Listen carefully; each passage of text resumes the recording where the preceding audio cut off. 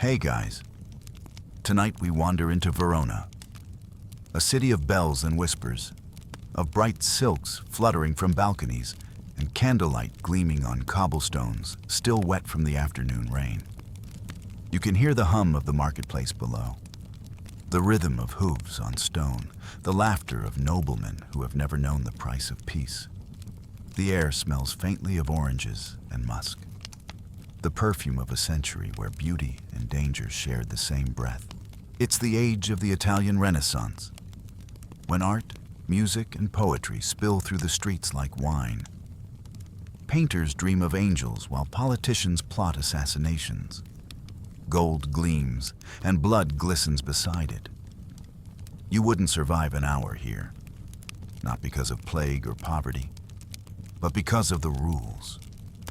Who can look at whom? Who can love whom? Who can even speak a certain name aloud? So, before you get comfortable, take a moment to like the video and subscribe. But only if you genuinely enjoy what I do here. And, since I'm curious, comment your location and local time. Because somewhere out there, under another moon, someone else is about to drift into Verona too. Now, dim the lights, maybe turn on a fan for that soft background hum, and let's ease into tonight's journey together. You stand at the gates of Verona, under the carved arch of Porta Borsari. The city spreads before you like a jewel, its towers rising from the river like stubborn memories. You can almost see the shimmer of the Adige winding around it. The water that has seen crusades, coronations, and quarrels too old to name. This is the world before Shakespeare ever wrote his play. The story of Romeo and Juliet didn't begin with him, not really. Scholars still argue about where it first bloomed. Some trace it to Italian tales of the 1300s, to a poet named Masuccio Salernitano, who told of doomed lovers in Siena. Others point to Matteo Bandello, who wrote his own version decades before Shakespeare, giving the lovers names that almost sound familiar. Romeo Montecchi and Giulietta Cappelletti. The pattern repeats across time.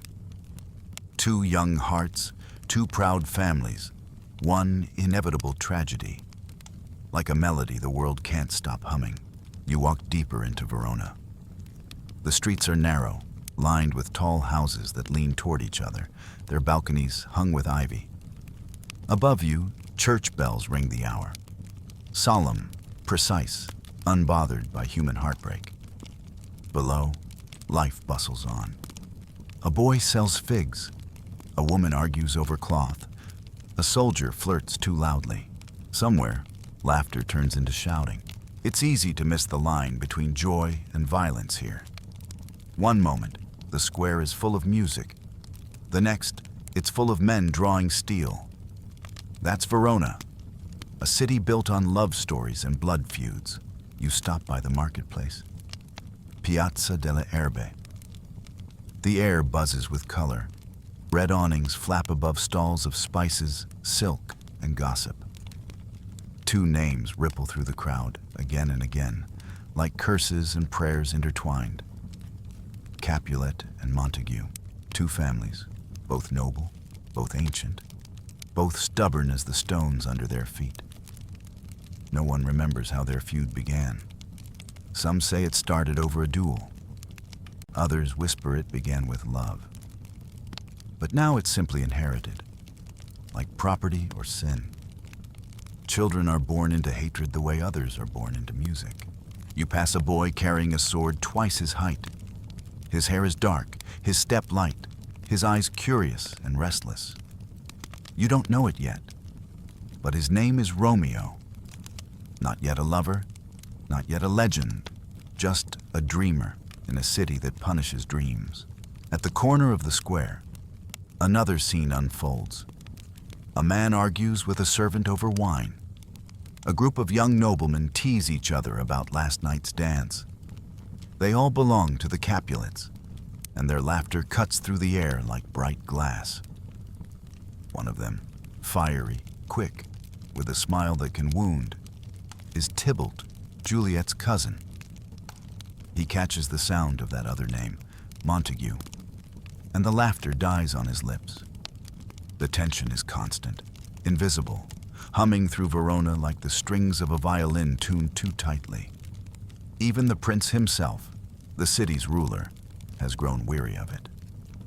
If ever you disturb our streets again, he warns both houses, your lives shall pay the forfeit of the peace.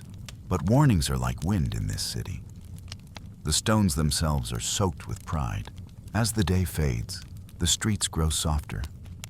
Lanterns flicker in the windows. Somewhere, a lute plays. You follow the sound through a garden where roses climb over old walls, their petals catching the last of the light. You stop beneath one balcony. There's laughter inside, and the faint sound of girls gossiping about husbands, gowns, and the Duke's latest festival. One voice rises above the rest, quick, curious, not yet touched by sorrow. Juliet. She's young, almost too young for the world's weight. But already you can feel how the city bends toward her. Her family sees her as a prize to be placed, a jewel to be traded. But there's something fierce in her softness. The same quiet courage that lives in those who have not yet learned fear. Outside, the night gathers like a secret. And in another house, across the same narrow street, Romeo leans against a window, staring at the same sky. He's thinking not of Juliet yet, but of another. A girl named Rosalind, who has sworn off love entirely. He writes poems for her that no one reads, sighs to himself, and watches the stars as if they might answer. It's almost funny, this first heartbreak, the prelude to something vast. You can imagine Shakespeare smiling when he wrote it. How love begins not with destiny, but with disappointment. Romeo's friend Mercutio laughs at him for it. You talk of love, he says, but it's like a dream, too thin to bear your weight. Mercutio is one of those rare creatures who can see the world clearly and still find it amusing. He mocks romance, but secretly envies it. That night, under a sky lit by torches, Verona prepares for a feast, a grand masquerade at the Capulet house. Invitations are delivered, musicians tuned, silks pressed. The Capulets intend to celebrate, to dance, to forget that hatred ever stained their name. But somewhere beyond the walls, a group of Montague boys, Romeo among them, plan to sneak in, only to look. Romeo insists. To see Rosalind, nothing more. Mercutio grins. You'll see more than you think, my friend. The city exhales. Candles are lit. Doors open. Masks are tied.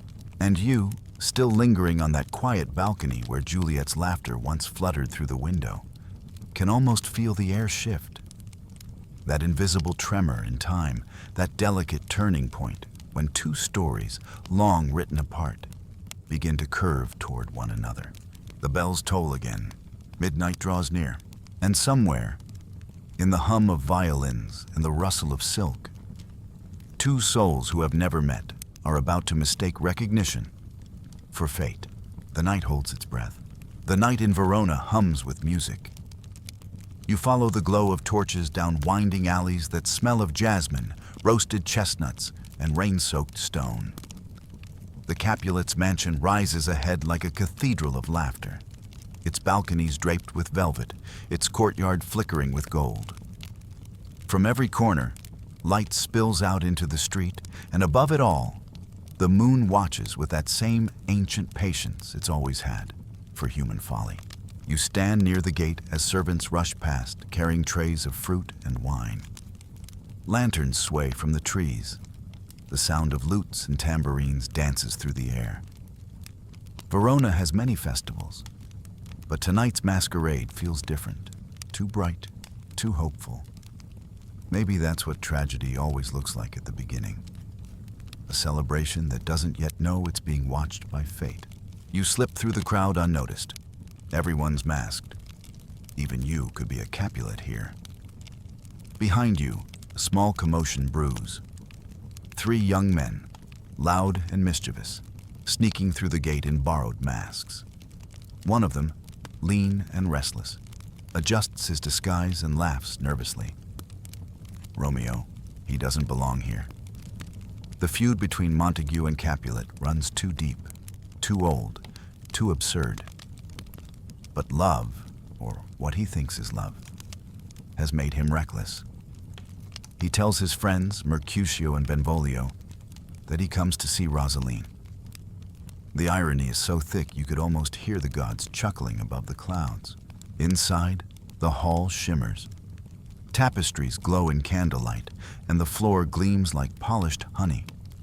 The Capulets know how to throw a party, every note, every color arranged with practiced grace.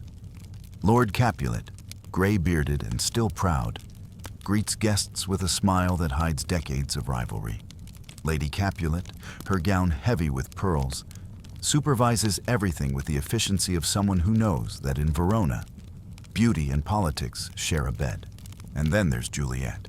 You see her before Romeo does. She moves through the crowd like a lantern flame. Not the most radiant, not the most adorned, but the most alive. Her dress is pale, simple, the color of dawn before the sun decides what mood it's in.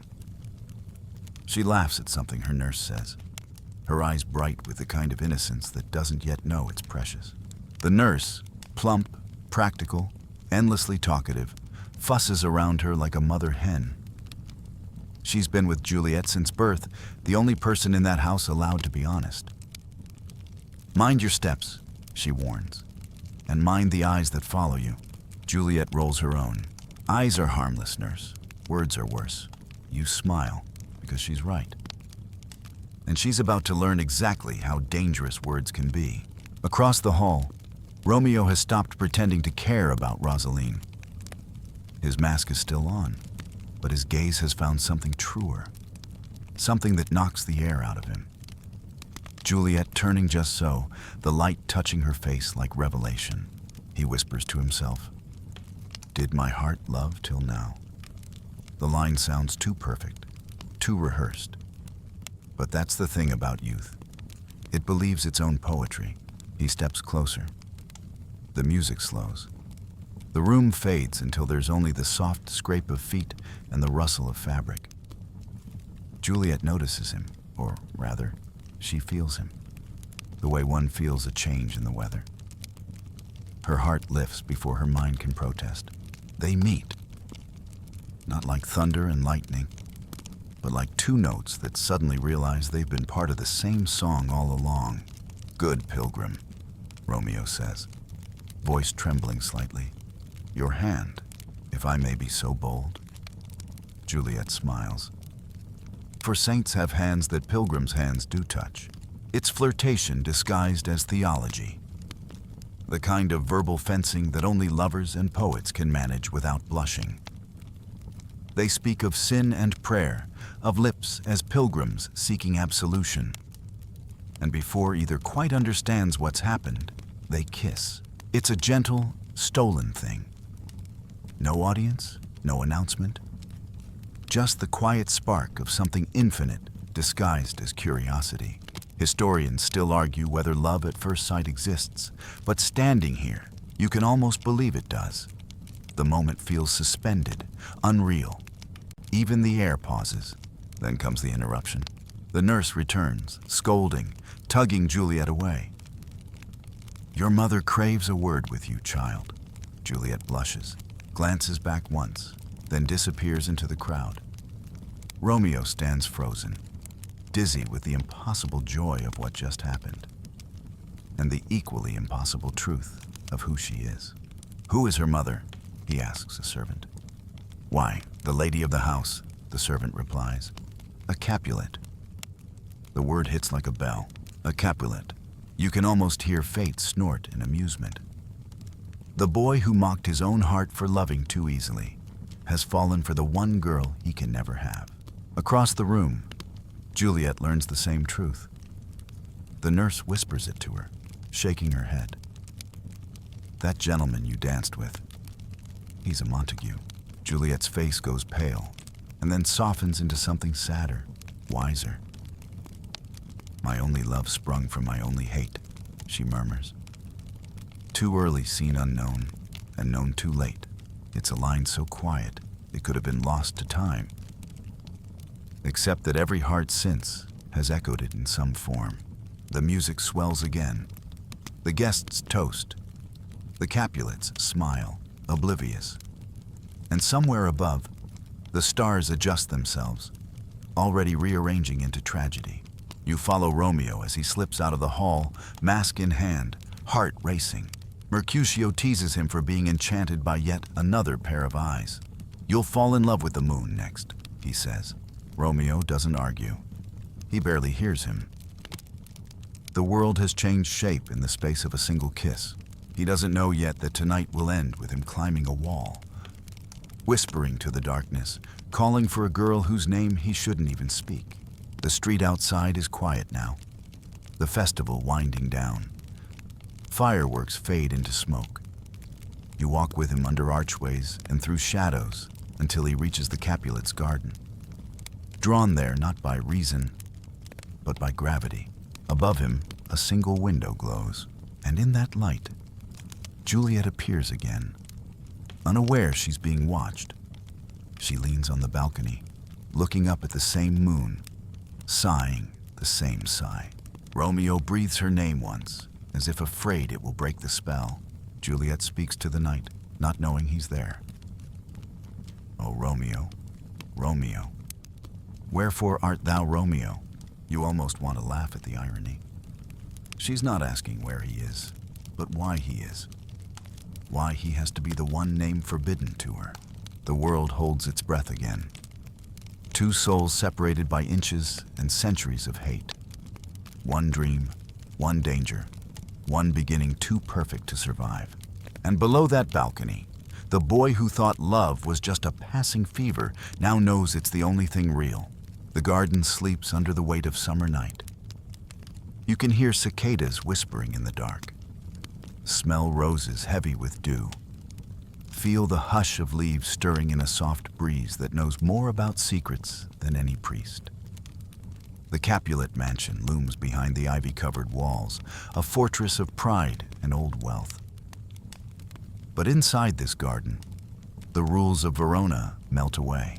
You stand beside Romeo, half hidden in the shadows, the scent of crushed time beneath your feet. Above you, Juliet leans on the balcony, a pale figure against a backdrop of stars, her voice a trembling thread of thought spun into the air. Oh, Romeo, Romeo, she sighs again. Wherefore art thou Romeo? Deny thy father and refuse thy name. The words fall softly, like prayers to an unlistening sky. You can hear the pain behind them, not anger, but longing. The ache of someone born into walls they never built. Juliet's world is one of tapestries and curfews, of women told to obey, to marry, to smile. And yet, here she is, dreaming of rebellion disguised as love. Romeo, reckless as moonlight, steps closer. Shall I hear more? He whispers to himself. Or shall I speak at this? He's trembling, though he wouldn't admit it. In that moment, he isn't the poetic boy from the Montague house, nor the sighing fool Mercutio mocks. He's something rarer, a soul surprised by its own courage. He steps out of the dark. Call me but love, he says, voice barely steady, and I'll be new baptized. Juliet gasps. Her first instinct is fear. This is her family's garden, after all. And the name Montague is enough to draw blades in daylight. But then, curiosity wins.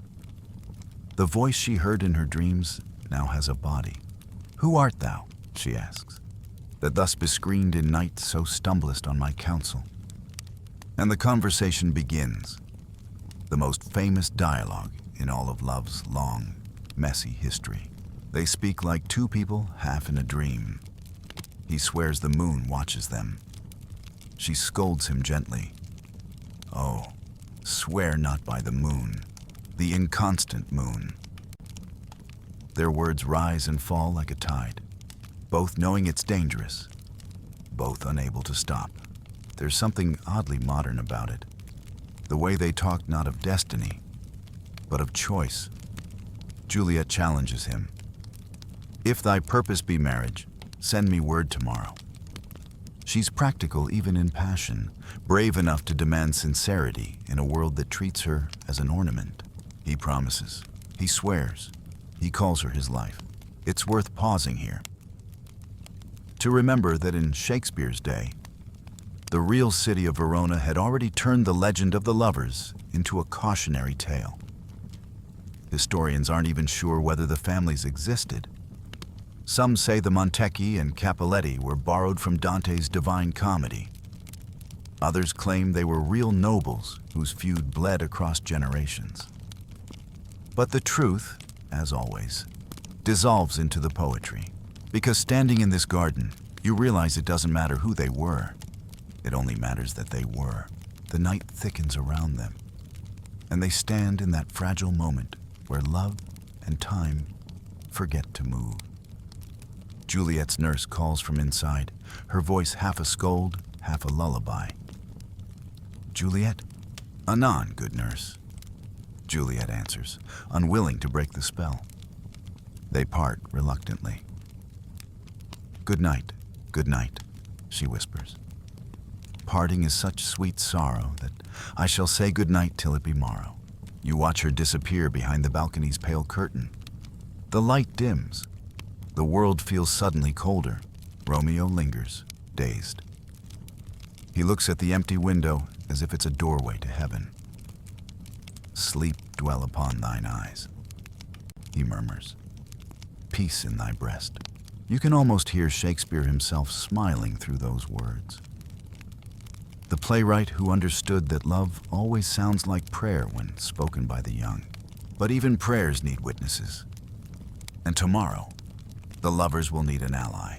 You follow Romeo as he walks through the dawn streets of Verona, still dizzy with joy. Birds begin to stir. The bells of San Zeno toll softly.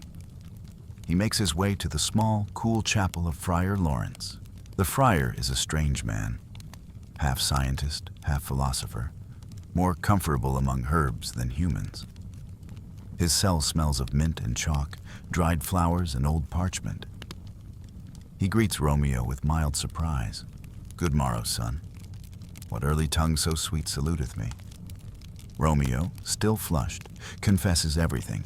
The meeting, the vow, the love that burned away the feud in a single glance. The friar listens, expression unreadable. Then he sighs. Young men's love lies not truly in their hearts, but in their eyes. Romeo protests. This time he insists it's real. And the friar, cautious, curious, perhaps a little moved, considers. He knows these families. He's tended their sick, buried their dead, heard their confessions. He also knows that sometimes only madness can end madness. Come, he says finally. If you be true, I'll help you. Perhaps your houses may be reconciled by love. It's both wisdom and folly, wrapped in the same robe. Outside, Verona wakes. You hear vendors shouting, fountains running, children laughing. Life goes on, oblivious to destiny's quiet work. Meanwhile, at the Capulet house, Juliet paces her chamber. Her nurse prattles on about preparations for the feast. But Juliet's mind is elsewhere, replaying every word from last night. When the nurse leaves, Juliet leans against the window, whispering to the morning air. If all else fail, myself have power to die. It's not melodrama, just truth spoken by someone who has glimpsed both freedom and its price. Hours pass like minutes. Then, as sunlight leans westward, the nurse returns, flushed, smiling, out of breath. She's been sent to find Romeo, to carry Juliet's message. The exchange is comic and tender. The nurse teases him, scolds him for being too quick, too forward. If ye should deal double with her, she warns. It were a very gross kind of behavior, Romeo assures her. Tomorrow, at Friar Lawrence's cell, they will be wed in secret. And just like that, the plan takes shape. Reckless, romantic, doomed. By afternoon, Verona hums with its usual noise. The Capulets prepare for another banquet. The Montagues gossip about the prince's new decree. And somewhere, between two streets, love hides under a borrowed cloak. You return with Juliet to the friar's chapel. The room smells of lilies and damp stone. Sunlight filters through narrow windows, touching their faces in thin gold lines. The friar looks at them both. Two trembling hands clasped together. And for a moment, you can see the sadness in his eyes. He knows how fragile this is. He knows love cannot mend hatred overnight. And yet, he begins the ceremony. Come with me, he says softly, and we will make short work. Their vows are simple, awkward, sincere. No audience, no music, no applause. Just the faint drip of water in the courtyard, the rustle of their breath, and the fragile hope that love might make the world less cruel. When the friar blesses them, the light shifts, as if the sun itself hesitates, unsure whether to shine or hide. And for a heartbeat, the story stands still, suspended between miracle and mistake. Outside, the streets of Verona bake under the afternoon heat. Somewhere, laughter rises. Somewhere else, a sword is sharpened. The lovers step into a world that has no idea it's already changed. The day after the secret wedding dawns like any other in Verona. Soft light filtering through shutters, pigeons cooing on rooftops, the hum of a city still half asleep. You walk through narrow streets, already warm from the sun, the smell of fresh bread and olives drifting from vendors' carts. The bells of San Zeno toll again, slow and solemn, as if warning that even in peace, the city's heart still beats to the rhythm of rivalry. But for once, Romeo doesn't hear it. He's already awake, already walking, his step lighter than it's ever been. Somewhere in the winding maze of houses, Juliet stirs too, her hair spilling over linen sheets, her thoughts still caught between dream and disbelief. They are married now, husband and wife, though no one in Verona knows it. Not her parents, not his friends, not even the sun that filters lazily through her curtains. Only Friar Lawrence and the nurse share the secret, both uneasy with the weight of it. Juliet's room smells faintly of rosemary and rain. She sits by the window, watching the streets below. Servants bustle, the world continues, yet she feels suspended between girlhood and something larger, wilder, impossible to name. You can almost hear her whisper to herself, "My bounty is as boundless as the sea. My love is deep." It's strange how quickly love rearranges the world. Everything that was familiar yesterday, her mother's voice, her father's rules, the endless talk of noble suitors, now seems distant, almost irrelevant. All that matters is the promise made in that dim chapel, sealed with trembling hands and a single breathless kiss. Meanwhile, elsewhere in Verona, the air is growing hotter. The feud that never truly sleeps begins to stir. You follow Romeo as he walks toward the square with his friends, Mercutio, ever mocking, and Benvolio, ever cautious. They jest about love and duels, about roses and swords. Mercutio twirls his blade like a conductor's baton. "The streets are full of fools today," he says, "and I intend to make music of them." Benvolio warns him. The day is hot. The mad blood is stirring. It's a small, perfect moment of foreshadowing.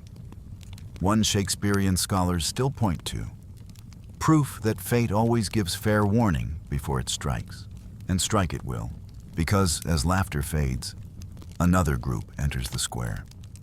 The Capulets, led by Tybalt. His eyes search the crowd, sharp and narrow, looking for one face.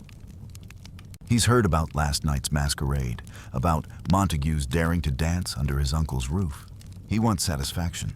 You can feel the tension thicken like summer air before a storm.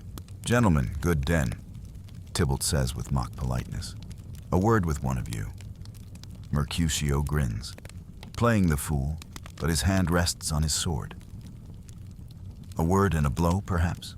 Benvolio steps between them, pleading for calm, but it's useless. This is Verona. Peace is a foreign tongue. Then Romeo appears, walking into the scene with a serenity no one understands. He's just married Tybalt's cousin. He's family now, in a way none of them can imagine. "Tybalt," he says warmly, "I do protest I never injured thee." Tybalt frowns, confused, insulted. "Boy, this shall not excuse the injuries thou hast done me. Therefore turn and draw." Romeo refuses. "I love thee better than thou canst devise." Mercutio, watching, cannot stand it. "O calm, dishonorable, vile submission!" He spits, and before anyone can stop him, his sword flashes. The fight is quick and cruel. Verona's cobblestones remember too many like it. Romeo tries to intervene, shouting for peace, but Tybalt's blade slips under Mercutio's arm. A strike meant for someone else. For a moment, Mercutio laughs. A scratch, he insists. But as he lifts his hand from his wound, the laughter fades. "Ask for me tomorrow, and you shall find me a grave man." You can almost feel the temperature of the city drop. When he dies, it's not with fury, but disbelief. As if he can't quite imagine Verona without his voice echoing in its streets. Romeo stares at the body of his friend. The world blurs, the air thickens. He whispers, "O sweet Juliet, thy beauty hath made me effeminate." Then something ancient and wordless rises in him. The feud that he thought love could erase ignites instead. He finds Tybalt. The fight is fast, brutal, inevitable. When it ends, Tybalt lies still, blood soaking into sunlit stone. Romeo stands over him, shaking, the sword still warm in his hand. For a heartbeat, Verona is silent. And then the shouting begins. Citizens gather. Guards rush in. Benvolio pulls Romeo away. "Fly hence," he urges. "Be gone. The prince will doom thee to death if thou art taken." And so Romeo runs, not as a coward, but as a man suddenly aware that his love story has turned to tragedy. When the prince arrives, the verdict is swift. Exile, not death, but worse. "Immediately we do exile him hence," the prince declares. "Let Romeo hence in haste, else when he is found, that hour is his last."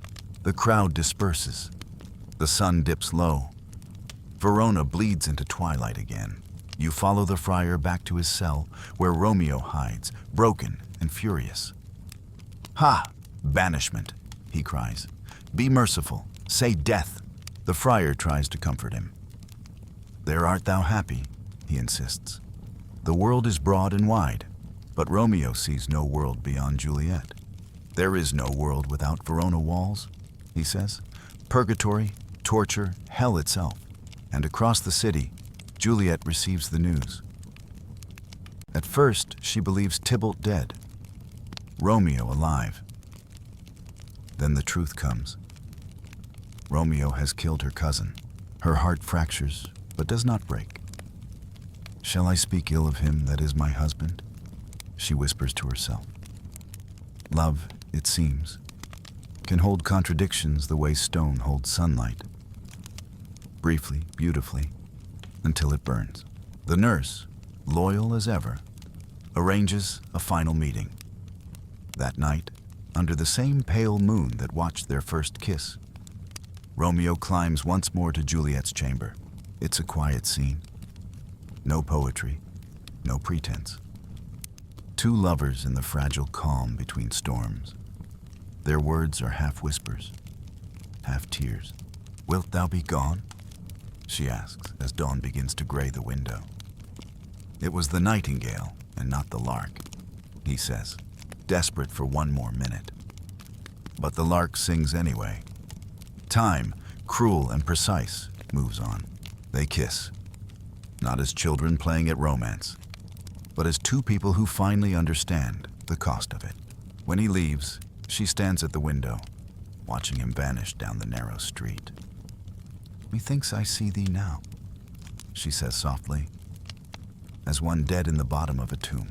It's not prophecy, it's intuition. The sixth sense love gives to those who won't survive it. And below, in the fading dawn, Romeo looks back once, as if feeling the same thought pass between them, unspoken. Verona sleeps again, but peace has left it for good. Somewhere, the nurse weeps. Somewhere else, the friar prays.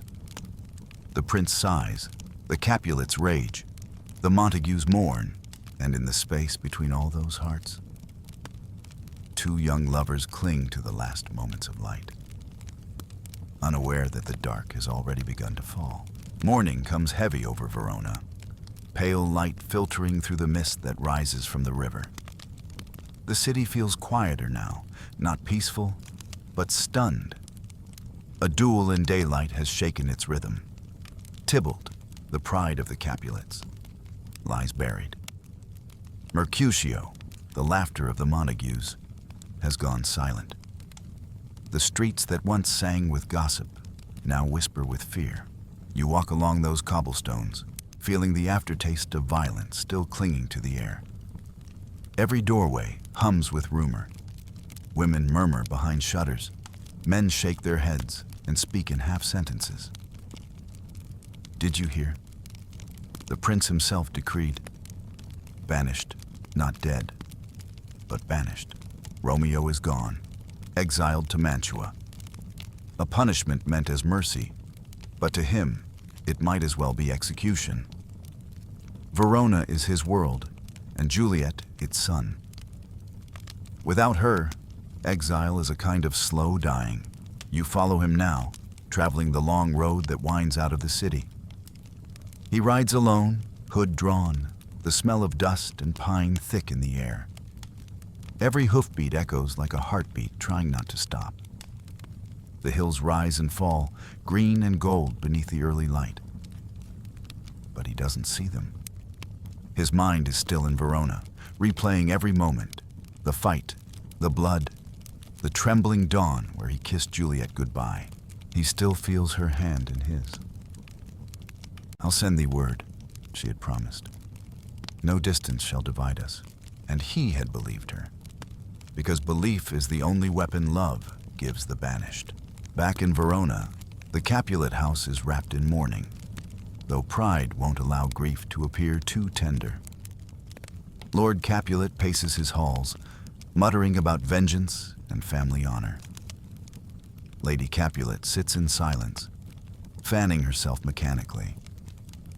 The nurse wrings her hands, caught between loyalty and fear. Juliet hides in her room, blinds drawn, tears caught somewhere between anger and exhaustion. The world expects her to cry for Tybalt, but she cries for the man who killed him. "O serpent heart, hid with a flowering face," she whispers. "Beautiful tyrant, fiend angelical." It's the first time she feels what real love costs, the collision of beauty and ruin. She paces, prays, curses the stars, and then collapses against her pillow. The nurse, hearing her sobs, rushes in. "He is banished, my lady," she says softly, "but not dead. Be thankful." Juliet lifts her head. Is there no pity sitting in the clouds that sees into the bottom of my grief? The nurse hesitates and smiles a little, as if remembering something she shouldn't say aloud. "Come," she whispers. "I'll find him. You shall see your husband tonight." The plan begins to take shape. Love, in this house, must travel in secret, passed from hand to hand like contraband. You move with the nurse as she sneaks through the narrow streets, her skirts brushing against rough stone walls. The city watches, but pretends not to see. Verona thrives on secrets. It's built from them. By dusk, she reaches Friar Lawrence's cell. The friar is bent over a table of herbs, muttering prayers and recipes in equal measure. The place smells of earth and oil, the shelves stacked with vials of strange liquids, cures and poisons, though he sees little difference between them. When he hears the nurse's news, he sighs. A pack of blessings light upon his back. He murmurs. Yet he complains of banishment. Romeo bursts in moments later, wild-eyed, desperate. Father, what news? What sorrow craves acquaintance at my hand that I yet know not? When he hears the decree, banishment, not death, he collapses. There is no world without Verona walls, he groans. Hence banished is banished from the world, and world's exile is death. The friar tries to reason with him, but reason has no place in this room. Love is a fever that burns logic away. Then the nurse arrives, bringing Juliet's ring, the small circle of gold warm from her skin. When Romeo sees it, his breath catches. How well my comfort is revived by this. It's just a ring, metal shaped by fire, but it carries her heartbeat. It reminds him that he's still someone's hope. That night, under the cover of darkness, the friar arranges for him to slip back into the city. Verona sleeps uneasily as he crosses its gates. The guards, weary and half-drunk, don't notice. The streets are ghostly. Dogs bark once and fall silent. He reaches the Capulet garden, the same where he once whispered vows. Juliet waits in her chamber, candlelight trembling across her face. When she sees him, all her strength breaks into tears. Art thou gone so? Love, Lord, I husband, friend, she whispers when they embrace. They fall into each other's arms, not as legend, not as poetry, but as two people clinging to a moment too fragile to last. Outside, the city breathes, unaware that history is holding its breath inside that small room. They talk, they weep, they promise forever. Though forever is now measured in hours. Each word they say feels stolen from the dawn. When the first light breaks through the shutters, they know it's time. It was the nightingale. Juliet insists, desperate for one more moment. It was the lark, the herald of the morn. Romeo answers softly, knowing she's wrong and wishing she weren't. He rises, touches her face as if memorizing it. Dry sorrow drinks our blood, he says. Adieu, adieu. Then he climbs down the same ladder he once used to rise to her and disappears into the gray of morning. Juliet watches him go, whispering into the emptiness. Methinks I see thee now, as one dead in the bottom of a tomb. It's not prophecy. It's love's cruel intuition. The awareness that joy always costs more than it should. When she turns, her mother is at the door. Lady Capulet, unaware of the secret that hangs in the air, mistakes her daughter's tears for mourning Tybalt. Evermore weeping for your cousin's death? She asks. What, wilt thou wash him from his grave with tears? Juliet plays the part, her words twisted with double meaning. Indeed, I never shall be satisfied with Romeo, till I behold him, dead. Her mother nods, misunderstanding completely. Well, thou hast a careful father, child. He'll find thee a husband soon. You can feel Juliet freeze. A husband? Yes, her mother says. The County Paris seeks thee for his love. On Thursday next, the gallant young man shall make thee a joyful bride. The words fall like stones into still water. Juliet tries to protest, but her father storms in. Lord Capulet, so often jovial, now burns with pride and temper. Hang thee, young baggage, disobedient wretch, he roars. Get thee to church o' Thursday, or never after look me in the face. It's not cruelty, at least not entirely. It's Verona's version of love. Fierce, controlling, blind. A father's will mistaken for divine order. When he leaves, Juliet collapses, her courage cracking. The nurse tries to comfort her, but her advice falters. I think it best you married with the county, she says quietly. Romeo is banished. I think you'll be happier in this second match. Juliet turns away. Speakest thou from thy heart? And from my soul too, the nurse replies. Then, Juliet says, Amen. But her eyes have gone cold. She's alone now. Everyone she trusted, even the nurse, has surrendered to practicality. Love has no ally but desperation. She goes to Friar Lawrence. The chapel feels colder than before. Give me some present counsel, she pleads.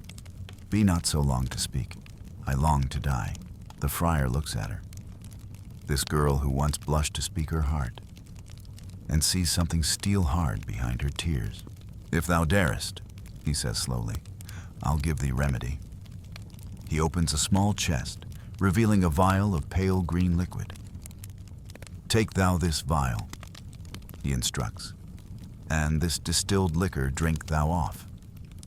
When presently through all thy veins shall run a cold and drowsy humor, no pulse shall keep his natural progress. But surcease, Juliet listens. It's madness, it's genius, it's her only way out. The plan is simple and utterly fragile.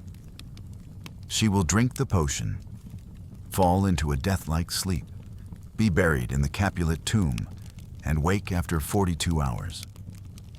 Romeo, warned by letter, will come to take her away. You know how this goes.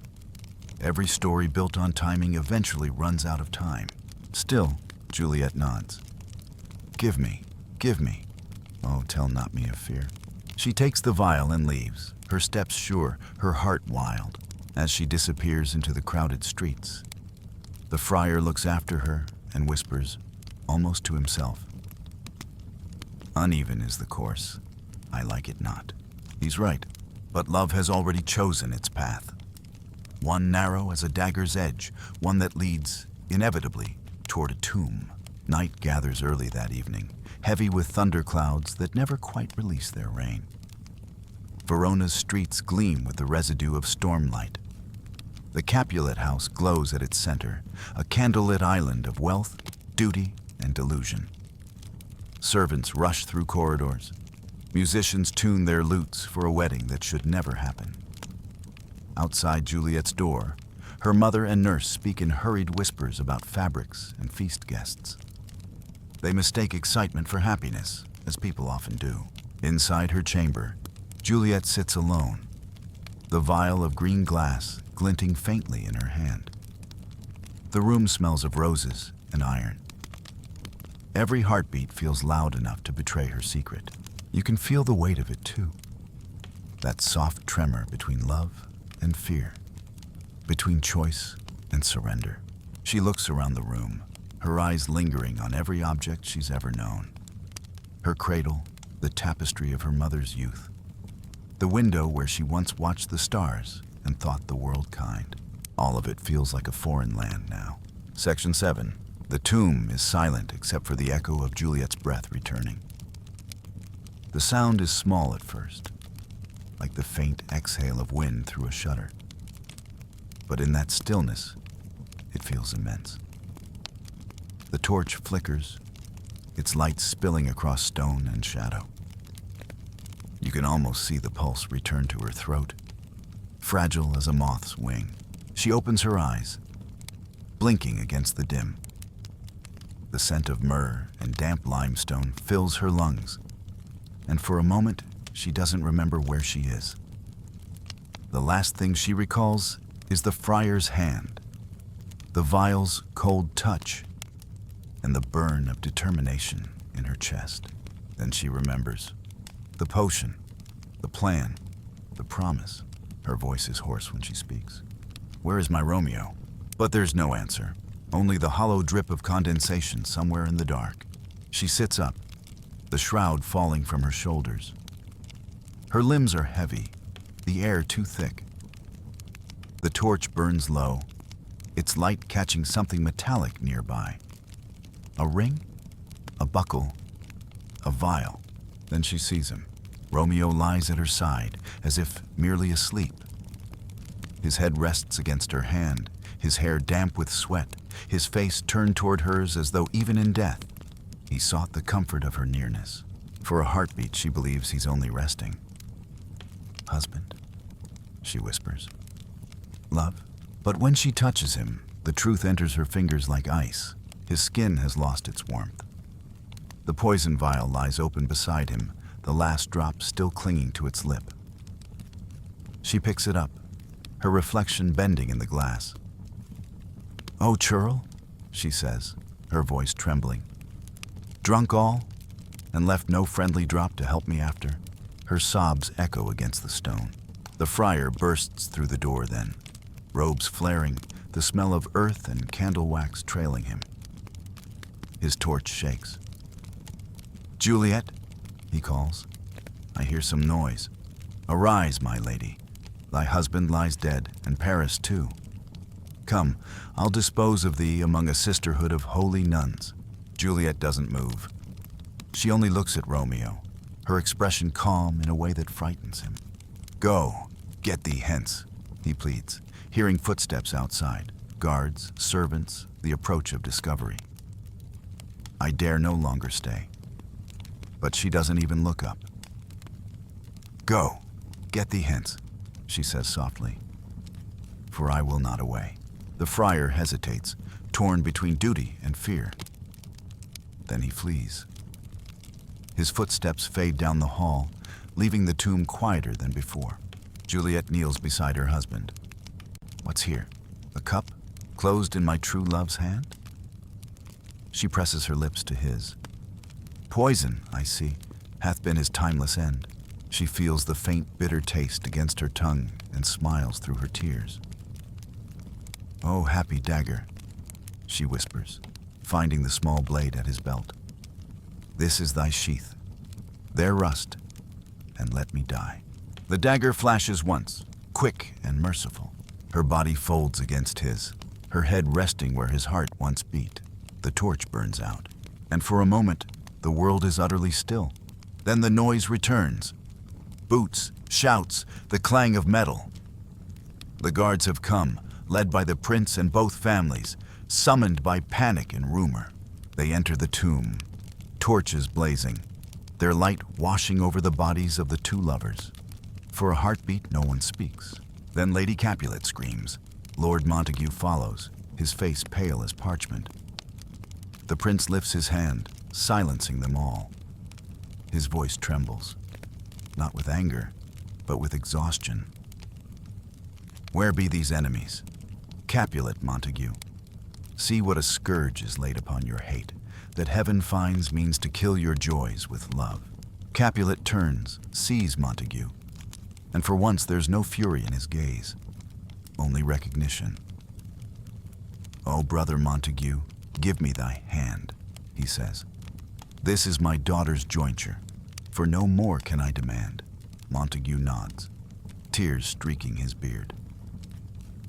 But I can give thee more, for I will raise her statue in pure gold, that while Verona by that name is known, there shall no figure at such rate be set as that of true and faithful Juliet. And just like that, the feud ends, not through triumph nor reason, but the soft devastation of loss. It's strange, isn't it? How peace comes not by wisdom, but by ruin. Outside, the first light of dawn spills over Verona. Bells toll, not for victory, not for celebration, but for understanding. You walk through the quiet streets now, the same ones where laughter once echoed and swords once flashed. The market square is empty. The fountain murmurs softly, its water carrying bits of fallen rose petals from the morning's breeze. Somewhere, a young boy hums a song about the lovers. Already the story's becoming legend. Time, as it always does, begins to weave its veil. Years pass. The Capulet and Montague houses fade into the background of Verona's history. Tourists, centuries later, will wander its streets, pointing to balconies that may never have existed, leaving notes wedged into stone, believing love could still haunt the air here. Shakespeare's play, of course, outlives them all. But even that, too, has its mysteries. Scholars still debate where he found his inspiration. Some say the story of the Veronese lovers was already old by his time.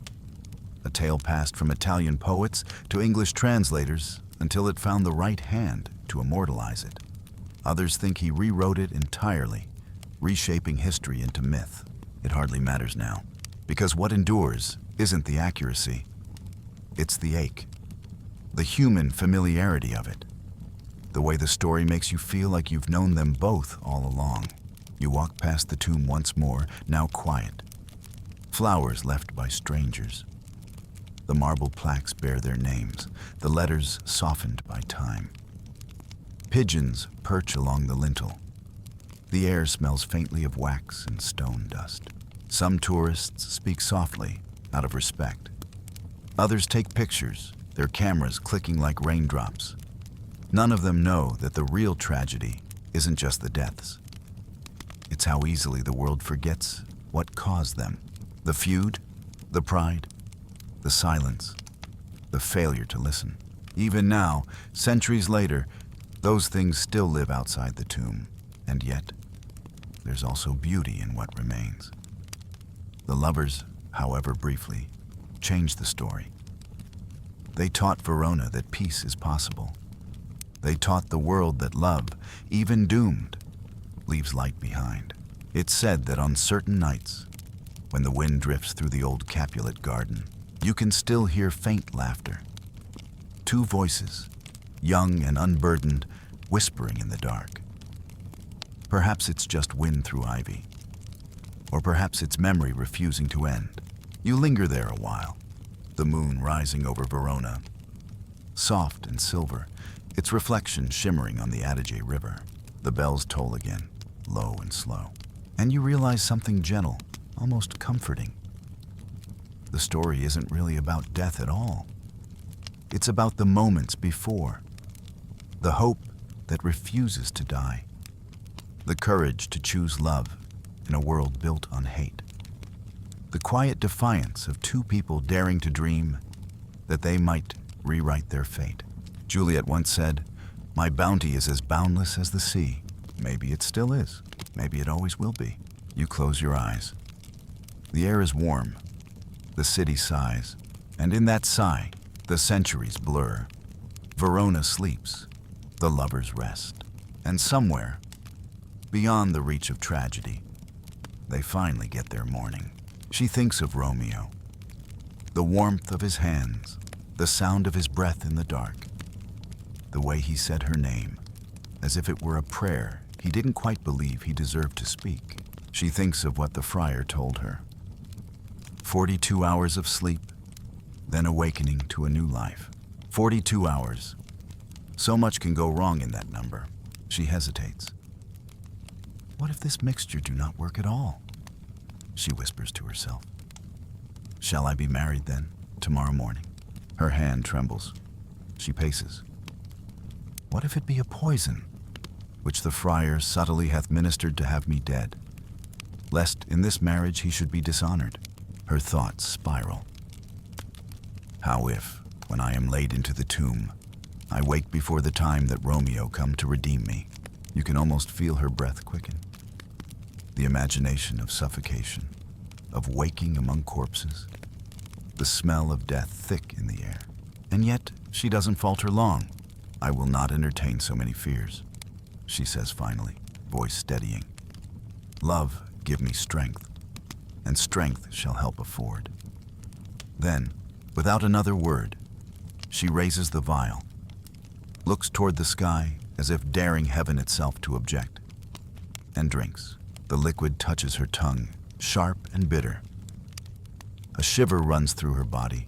Her pulse slows, her breath catches. The candlelight flickers, and she collapses onto the bed, the vial rolling from her fingers. Outside, thunder finally breaks. The nurse finds her before dawn. Her scream rings through the house. Lady Capulet rushes in, then Lord Capulet, then servants, priests, and musicians. Chaos.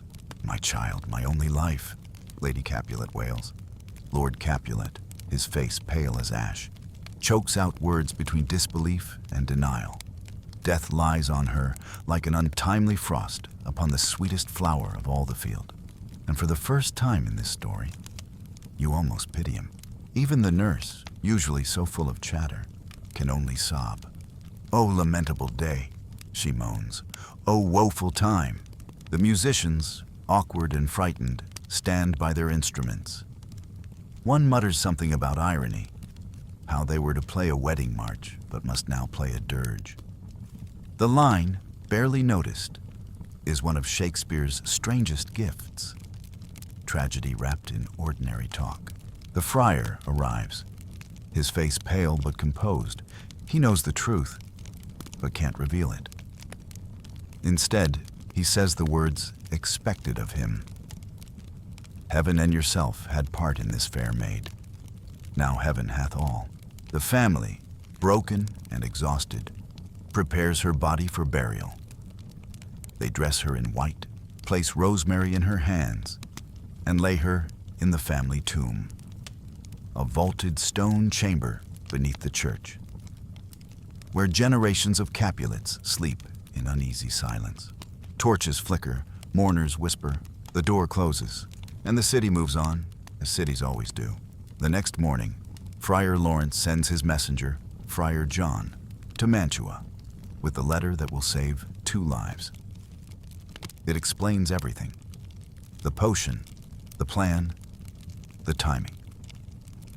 "Give this to Romeo in Mantua," he says. "Tell him his Juliet sleeps, not dies." But Verona, cruel in its coincidences, conspires once more. That same day, a rumor travels faster than the messenger. It begins with a servant, spreads through a merchant, crosses a tavern, and by dusk reaches Mantua. Juliet Capulet is dead. You find Romeo in his rented chamber, ink-stained fingers trembling as he hears the news. His friend Balthazar delivers it breathlessly, without malice, just the bluntness of bad tidings carried too far. Her body sleeps in the Capulets' monument, Balthazar says softly. Romeo stares. His voice breaks the silence. "Then I defy you, stars." There's no plan now, no patience. He rises, grabs his cloak, his purse, his horse. But before he leaves, he seeks one last thing: an apothecary. The man lives on the edge of Mantua, surrounded by jars of strange powders and bones. He's thin, trembling, eyes like dying coals. "I do remember an apothecary," Romeo murmurs, "and hereabouts he dwells." Meager were his looks. Sharp misery had worn him to the bones. He enters. "Let me have a dram of poison," he says. "Such soon speeding gear as will disperse itself through all the veins that the life-weary taker may fall dead." The apothecary hesitates. "My poverty, but not my will, consents." Romeo places gold on the counter. "I pay thy poverty and not thy will." The deal is done. When he rides away, the sky over Mantua burns with sunset, red like the color of choice. Meanwhile, back in Verona, Friar John returns to Lawrence's cell, out of breath and empty-handed. "I could not send it," he explains, "nor get a messenger to bring it thee, so fearful were they of infection." The friar goes still. "Unhappy fortune," he cries. The letter was not nice, but full of charge, of dear import. You can hear the gears of fate grind into place. The smallest accident, a delay, a misunderstanding, and everything begins to collapse. He grabs his cloak and rushes toward the Capulet tomb. "Now must I to the monument alone," he says, "and keep her till Romeo come." But Romeo is already on the road. You follow him through the night. The landscape slips by, hills, trees, distant villages, all fading into the rhythm of his horse's gallop. His face is set, calm in a way that's beyond despair. The stars wheel above him, indifferent. At last, Verona's walls rise again, black against the dawn. He dismounts, walks quietly through side streets, cloaked and unseen. The city hasn't changed, but he has. He moves like a ghost through places that once pulsed with meaning. The marketplace where he fought, the garden where he swore his vows, the chapel where he was married. Each one now feels like a painting after the fire's gone out. Finally, he reaches the churchyard. The tomb stands at the far end, guarded only by shadows. A single torch burns outside. He pauses. "Here will I remain," he whispers. "With worms that are thy chambermaids." He steps inside. The torchlight flickers against marble. The air smells of myrrh and dust. Juliet lies before him, wrapped in white, the faintest color still clinging to her lips. Enough to make hope crueler than grief. He kneels. "Ah, dear Juliet," he whispers, "why art thou yet so fair? Shall I believe that unsubstantial death is amorous?" He takes her hand, cold but not yet stiff. "Eyes, look your last," he says. "Arms, take your last embrace." Then he raises the vial. "Here's to my love." The poison burns fast, almost kindly. His body folds beside hers, his head resting near her hand. For a moment, everything is still. Then footsteps echo in the corridor. The friar, breathless, too late. He calls out her name, Juliet. She stirs, her lips move, her eyes flutter open. "Where is my Romeo?" And for the first time in hours, the story breathes again, only to break once more. You wake with the sound of bells still echoing faintly in your mind. The story feels finished, doesn't it? The lovers gone, the feud dissolved, the city quieter than before. Yet history never ends when the curtain falls. It lingers, reshapes itself, finds new forms to haunt the living. Verona doesn't forget easily, and neither does the world. So tonight, as the streets empty and the air cools, you wander through what comes after. The long echo of their love, the years of remembering, misunderstanding, and myth-making that follow two children who dared to love too much. The friar, poor Lawrence, is the first to fade from the story. He returns to his cell in disgrace, his hands still trembling from what he saw in that tomb. He tells his tale before the prince, every secret, every letter, every desperate plan that fell apart. And the prince believes him. He's not punished, but he carries the weight all his life. Some say he leaves Verona for a monastery in the mountains. Some say he tends a garden and grows nothing but white lilies and rue. Others whisper he went mad, murmuring the names of his lost flock, Romeo, Juliet, Mercy. The nurse lives on too. Older now, slower, her jokes quieter. She keeps Juliet's ribbons in a small box, the silk faded to pale gray. She tells the story sometimes to young girls who dream too loudly, softening the details, making it sound almost sweet. She always ends with the same words. They loved too quick, but they loved true. Then she wipes her eyes and pretends it's the dust. You pass her house. It still stands, a modest cottage near the market square. And imagine the sound of her humming through the shutters. A lullaby, perhaps, though she has no child left to sing to. The Capulets, for their part, age into silence. Lord Capulet's laugh, once so loud, grows faint. He walks slower now, leaning on a cane, his wealth a hollow comfort. Lady Capulet retreats from society, draped in black even during the spring festivals. At night, she dreams she hears her daughter's voice, calling from the garden, from the balcony, from beneath the earth. Sometimes, she answers, the Montagues try to make peace, but peace feels strange to them. Lord Montague orders a golden statue to be cast of Juliet as promised. It stands near the river, the metal bright against the water's green shimmer. People come from across Italy to see it. Some say the statue cries when it rains. You walk down to the Adige, where the air smells of silt and wild thyme. And the statue still stands, a little tarnished, pigeons nesting in its folds. The inscription at the base is nearly worn away, but you can still make out the words, Amor vincit omnia. Love conquers all. Does it, though? The scholars will argue forever. Some say the play is tragedy disguised as warning, that love is dangerous, that passion without reason destroys. Others say it's proof that even the briefest love can outlive centuries of hate. They're both right, of course. That's the trick of stories that refuse to die. They make room for contradiction.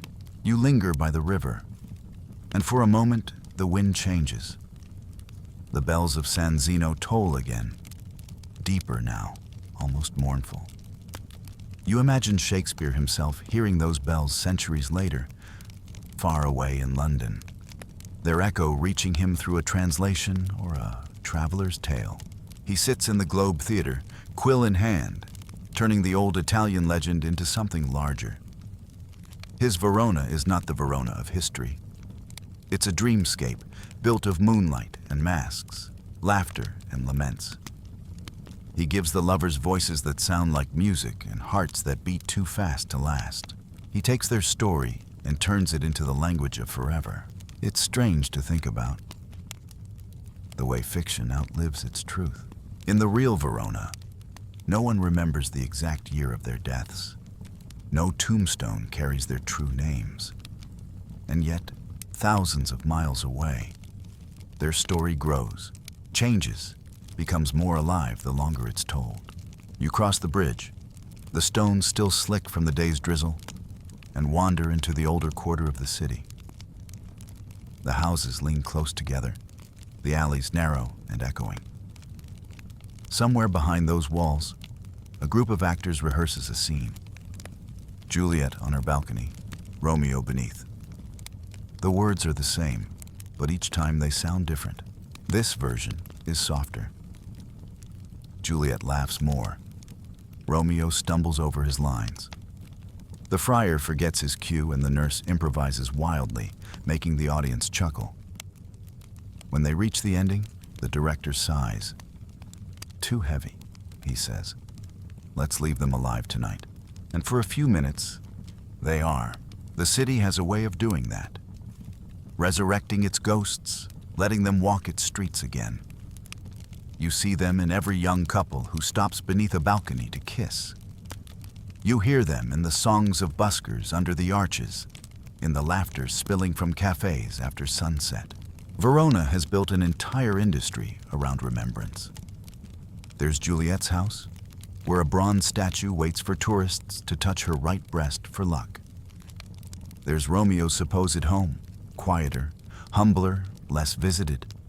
And every Valentine's Day, the city fills with letters addressed to Juliet, Verona, Italy. Volunteers, real people with real pens and real hearts, answer them. They sign their replies from Juliet, offering comfort to the lovelorn of every century. Some things never die. They just change their address. You pause at one of those boxes, overflowing with envelopes. A letter lies open on top, written in looping handwriting. Dear Juliet, how do you know when it's real? You smile. If only she could answer honestly. Maybe she'd say, when it hurts. Maybe she'd say, when it's worth the ruin.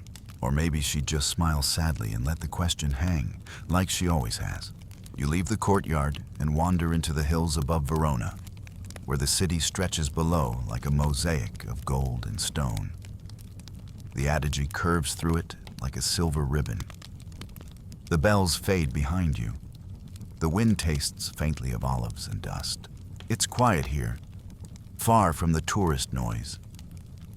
And for a while, you imagine what life might have been if things had gone differently. If Friar John hadn't been delayed, if the letter had reached Mantua, If the lovers had fled to another city, there are versions that try to answer that. Old ballads, later poems, even lost plays where the story continues. Some say they escape, live in exile, raise children, grow old together. Others imagine them reborn in new names and new ages. Lovers destined to find each other again and again across centuries. The truth, of course, is unknowable. But that uncertainty is part of the story's magic, because Romeo and Juliet isn't about what happened. It's about what could have. It's about the possibility of love strong enough to make you forget reason, family, even time itself. You reach the top of the hill just as twilight begins to blur the horizon. Verona's rooftops glow faintly pink, the last light of day softening the city's scars. Somewhere below, a choir rehearses in a church, their voices rising faintly with the evening air. The words are Latin, but the melody is unmistakably human. Hopeful, fragile, impossibly tender. It could almost be the sound of Juliet praying, or maybe just the wind in the cypress trees, singing what's left of their story. The friar once said love might reconcile their families. He was right, though not in the way he hoped. Their deaths did what sermons and swords never could. They ended the feud, built statues, inspired poems. They reminded a city that hatred is small compared to the vastness of two hearts colliding. You sit for a while, listening. The sky deepens to indigo. Fireflies blink in the grass. The stars, those same indifferent witnesses, begin to appear one by one. And in that quiet, you realize something. Every generation needs its own Verona, its own forbidden love, its own warning, its own wish. That's why the story keeps returning, on stages, in films, in whispered retellings that change faces but keep the same heartbeat. Because somewhere, always, there are two people standing on opposite sides of a wall, looking at each other through the dark, wondering whether it's worth the climb. And always, one of them whispers, "But soft. What light through yonder window breaks?" You smile, knowing that line will never die. It's not just poetry. It's a heartbeat that refuses to end. Below you, Verona glows faintly in the moonlight. Somewhere, a balcony waits. Somewhere, a voice still calls through the night. And somewhere, unseen but certain, love keeps answering. You wake again in Verona, this time under a softer sky. The sun glows faintly through a morning mist that clings to the Adige like breath on glass. Bells echo from distant towers, their sounds slow and meditative. You walk down into the city through quiet streets that still remember the weight of tragedy. But now, they carry it differently. It's been years since the feud ended. The Montague and Capulet banners have faded. The markets have grown louder again.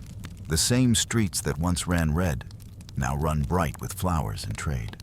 And yet, there's something in the air still. Something unspoken. You see it in the faces of young lovers who sneak glances across the crowd. You hear it in the laughter of musicians who still hum that one old tune. The story of Romeo and Juliet has not died. It has become the city's heartbeat. Some say Verona changed forever after that night in the tomb. The prince ordered a monument built over the site, and for a time, it became a place of mourning. But slowly, quietly, people began to come for other reasons. They left flowers not for grief, but for luck. They whispered their own lovers' names into the stone. Centuries passed this way, layer upon layer of memory building until history and myth blur together. You walk into that tomb now. It still exists, beneath the old convent of San Francesco al Corso. The air smells faintly of candle wax and damp earth. Light spills through narrow slits in the wall, touching the empty stone sarcophagus where legend says Juliet once lay. Tourists shuffle in and out, whispering, touching the cool stone, leaving notes folded into its cracks. Some cry, some smile, Some just stand there in silence, unsure why it feels sacred. The guide, a middle-aged man with kind eyes, tells the same story he's told 1,000 times. His Italian carries a rhythm like poetry. Here, he says, is where love and death became one. Not in truth, perhaps, but in meaning. He's right. The real Verona never had a verified tomb for Juliet. Historians argue endlessly about it, some claiming the site is a 13th century crypt repurposed by imagination. Others insist that legend gave the place power, and that is enough. You can feel the argument in the air, the hum between fact and faith. It doesn't matter what's true anymore.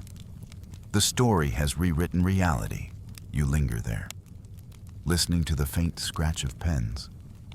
Visitors sign their names into a thick guest book, thousands of pages long. Every entry, another small confession. We came here for love.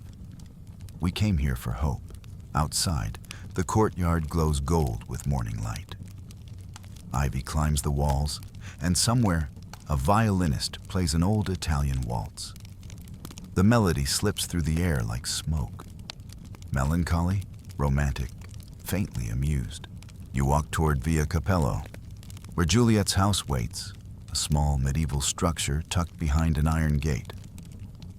The walls are covered in messages, scribbled, carved, painted. Ti amo, forever yours. Forgive me. There's something heartbreakingly human about it. This wall of ink and paper, of hope and apology. It's as if every visitor leaves a piece of their own unfinished story here, layering the walls until Verona itself becomes a love letter written in 1,000 languages. And then there's the balcony. It's smaller than you imagine, modest and a little awkward, jutting out from the plastered wall like an afterthought. Historians whisper that it was added in the 1930s, a tourist invention. But no one who visits cares. When you stand beneath it, you can almost see them. The girl in white above, the boy below, whispering her name as though it could save him from gravity. Couples take turns standing there now, reenacting the scene with laughter and shy glances. "Oh, Romeo, Romeo," they whisper to each other, and the crowd claps softly. It's sweet and a little absurd and somehow beautiful. Because this is what stories do when they outlive their facts. They become rituals. You step aside, watching a young couple from Tokyo hold hands under the balcony. They're quiet, nervous, barely speaking. Then the girl looks up at the window and smiles. "He's not real," she says. "No," her partner answers. "But she is." You smile too. Maybe they're both right. You walk through the courtyard arch where visitors leave locks of love. Hundreds of them, their metal glinting in the light. Some are old, rusted nearly through. Others are new, bright and engraved with names that haven't yet been tested by time. As you pass, you overhear a whisper. A tour guide explaining that Juliet's bronze statue once lost its right breast, not to vandalism, but to affection. So many hands touched it for luck that the metal wore thin. It was replaced, restored, and still, the touching continues. Humans can't help themselves. They want to believe that love leaves something tangible behind. You walk out of the courtyard and into the city again. Verona hums with life. Cafes serving espresso, children chasing pigeons, street vendors calling out prices in quick, rhythmic bursts. The Capulet mansion still stands too, though it's been turned into offices and apartments. The Montague home, smaller, has become a restaurant. Time, it seems, forgives everyone eventually. You find yourself wondering what happened to the descendants, if any remain. Some scholars claim both families vanished by the 17th century. Others think they changed names, absorbed into new alliances. The lineages dissolved, leaving only the echo of their quarrel. But maybe that's the point. Love erased the feud not just from the streets, but from memory itself. By afternoon, You find a cafe by the river, sit at a small table, and order a coffee. The waiter, an old man with soft eyes, sets it down with a smile. "You've seen Juliet's house?" he asks. You nod. He chuckles. "I saw it once too when I was young.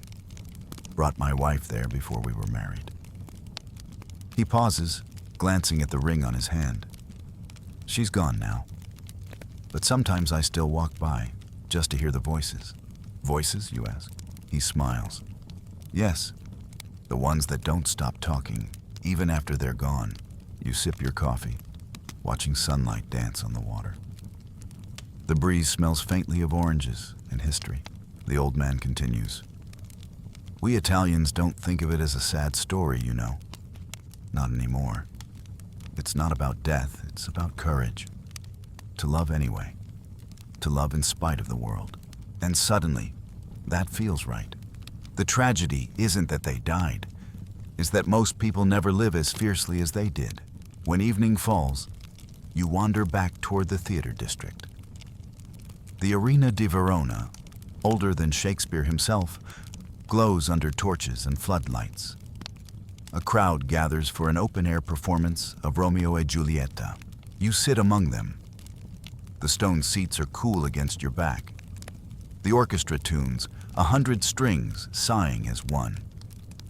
When the play begins, you already know every word, yet you still lean forward. The actors are young, their voices clear. Juliet laughs more than you expect. Romeo's gestures are clumsy but earnest. The friar's prayers sound weary and kind. The crowd laughs, gasps, weeps exactly when they should. And when the lovers finally meet their end, the night goes still. The audience doesn't clap right away. There's a hush, long and fragile. Then someone begins to applaud, not loudly, but with reverence. Others join, slowly, until the entire arena fills with sound, echoing off stone and sky. You look up at the stars, the same ones those two once looked upon, and wonder if they, somewhere beyond history, can hear it. The applause fades, the lights dim, the actors bow, and for a few moments, no one leaves. You stay too, sitting quietly as the crowd disperses, feeling the cool night air settle around you. The moon rises over Verona, casting a silver path across the empty stage. And there, in the silence after the story, you realize that this is what keeps it alive. Not the tragedy, not even the beauty, but the act of retelling. The endless circle of people gathering under the same stars to whisper the same impossible dream. That love might, for a moment, make us immortal. It's long past midnight in Verona now. The crowds have gone home, the laughter from the wine shops has faded, and the arena stands empty again. Its stones older than memory, still humming faintly with echoes of the night's applause. You walk through the quiet streets, your footsteps soft on the worn cobblestones. The city feels changed, though nothing visible has shifted. Perhaps that's what stories do. They alter the air, not the architecture. You turn down a narrow alley, lined with shuttered windows. The scent of rain drifts from the river. In the distance, church bells toll softly, marking the hour with a patience that centuries cannot exhaust. You find yourself wondering, not about the lovers now, but about what came after them. The people who survived, the people who stayed, the world that had to keep turning when the story ended. You picture Friar Lawrence, years later, still in his cell. His beard gone white, his hands trembling over the same herbs he once used to save and destroy. Maybe he still tends that small patch of garden behind the monastery. Mint, thyme, rosemary, the soft hiss of bees weaving through the leaves. Maybe sometimes he stops, breathes in, and almost convinces himself that he smells her perfume again. Roses and rain. You imagine him writing in a journal by candlelight. The ink blots, the letters uneven, the Latin sloppy with age. God forgive me, he writes. I meant only peace. But peace never means only one thing. He seals the book, tucks it away in the wall, and no one ever finds it. You think of the nurse, too. She lives a few more years after the tragedy, moving to a small cottage near the vineyards outside Verona. The Capulets, broken by grief, give her a modest pension. Children from the village visit her sometimes, begging for stories. And she tells them, not the real ones, not the painful ones, but the softened versions. There was once a girl with a laugh brighter than summer, she begins, and a boy who could not breathe without hearing it. She skips the poison, the dagger, the tomb.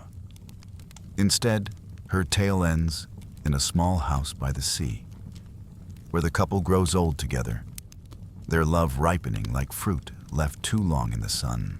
When the children ask if it's true, she smiles. Truer than most things, she says. And maybe that's not a lie. Time is gentle with some memories and merciless with others. The city forgets the feud, forgets the blood, but never forgets the balcony. Tourists arrive in carriages now, later in automobiles, then buses, each generation layering their own dream on top of the last. Juliet's story becomes shorthand for every love that can't survive its own intensity. And yet, you notice something curious. The longer the world remembers them, the less tragic the story becomes. The deaths remain, but they start to look like something else. An act of devotion, almost sacred. Some historians bristle at this. They were children, they remind us. Impulsive, reckless. And they're right, of course. But that's what makes the story last. It doesn't ask you to agree with it, only to feel it. There's a small museum near Piazza Bra where old manuscripts are kept. The earliest printed editions of Romeo and Juliet, along with dusty Italian chapbooks that predate Shakespeare's version. You go there the next morning, drawn by the quiet promise of old paper. Inside, the air smells of parchment and age. A curator leads you to a glass case. This, he says, tapping the glass lightly, is Luigi da Porto's Giulietta e Romeo, written around 1530. It is older than Shakespeare. You lean in. The pages are yellowed, the ink brown. The language looks unfamiliar, but the names leap out at you. Giulietta, Romeo, Verona. In this version, the lovers meet at a festival, just as before. But here, their story ends not in a double suicide, but with Giulietta dying of heartbreak years later, alone. You ask the curator if there's a version where they live. He laughs softly. Of course, there are always versions where they live. That's what people do when they love a tragedy. They rewrite it. You leave the museum and wander toward the Adige again. The afternoon light turns the river silver. Children chase pigeons near the bridge, their laughter echoing off the water. You pass a street vendor selling postcards. Paintings of Juliet's balcony, the tomb, the lovers in embrace. He waves you over. Per fortuna, he says with a wink. For luck. You take one, you keep love. You buy one. It's small, printed cheaply, the colors too bright. But the image, Juliet leaning over the balcony, her eyes lifted toward the moon, feels timeless. You slip it into your pocket and keep walking. There's a certain peace in the ordinariness of Verona now. The story that once tore the city apart has become part of its rhythm, like the tolling of the bells or the hum of evening conversation. It's no longer tragedy, not really. It's inheritance, and yet, even in this gentler age, the pattern repeats itself. There's always a pair of young lovers defying their parents, always a promise whispered under the wrong window, always someone who chooses heart over caution. Maybe that's why the story endures, not because it happened once, but because it keeps happening. You stop at a cafe overlooking the river. The waiter recognizes you from the night before. "Still chasing ghosts?" he asks with a grin. "Still listening to them," you say. He nods as if that makes perfect sense. When your coffee comes, you sit quietly, watching the reflection of the city ripple in the water. The old bridges gleam like half-forgotten dreams. The wind stirs your hair, and you think again of the end. The tomb, the dagger, the silence. How strange that such sorrow could make a city immortal. Historians sometimes argue that Shakespeare didn't mean for the play to be about love at all. That it was about speed, about youth, about the way people destroy what they cannot control. But they forget how it feels to be 16, to believe that every sunrise is a miracle, and every heartbreak is the end of the world. Romeo and Juliet didn't die for their families. They didn't even die for peace. They died because they believed that love should matter more than circumstance, and they refused to learn otherwise. It's easy from the safety of centuries to call that foolish, but there's a kind of holiness in that foolishness too. You remember something Friar Lawrence once said: "These violent delights have violent ends." It's true. But sometimes, the end of one story is the beginning of every other. The sky deepens to violet. The bells ring again, slower now, as if the city itself is tired. You finish your coffee and rise. The postcard in your pocket feels warm from your hand. You don't look at it again. Some things aren't meant to be studied, only carried. As you walk back through the square, you pass two teenagers sitting on the edge of the fountain, their heads close together, whispering. You catch a single line. It's complicated. But I love you anyway, you smile. Somewhere, Shakespeare laughs too, and the city, old, forgiving Verona, keeps breathing, keeps listening, keeps repeating its favorite refrain. There will always be two. There will always be a balcony, and there will always be someone willing to climb.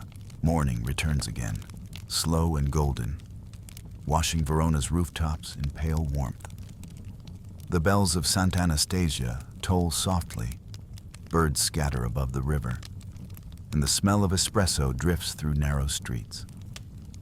The city wakes, but you remain in the quiet of memory, still walking the thin line between history and story, where fact blurs with feeling. It's strange. After so many retellings, the tragedy feels less like something that happened, more like something that is always happening. The same pattern, the same ache, dressed in different centuries. Two people who shouldn't meet, meeting. Two hearts too brave for their own time. You wander toward the outskirts, where Verona fades into soft hills and vineyards. The road winds upward, cobblestones giving way to dust and time. It's said that Romeo once rode this way, banished and heartsick, whispering Juliet's name into the wind. You imagine him now, the rhythm of the horse's hooves like the pulse of regret. The vineyards shimmer in the sun. Workers hum as they prune vines, the same melodies their grandparents hummed, songs that might once have drifted through the same air that carried Romeo's voice. You pause by a stone wall and look down. The whole city lies below, its spires glinting, its narrow alleys hidden in haze. You think of how time flattens everything. The feud that once defined Verona is a footnote now. The prince who ruled it is forgotten, his laws buried beneath centuries of new ones. But the two who broke those laws, the children, remain immortal. It's not fair, really. They lived for a week, and yet their names outlast kings. You sit beneath a cypress tree, the bark warm against your back, and think of how the play itself survived storms of its own. When Shakespeare died, Romeo and Juliet was just one of many plays, performed now and then, often cut or rewritten. In the 18th century, a version appeared where they didn't die at all.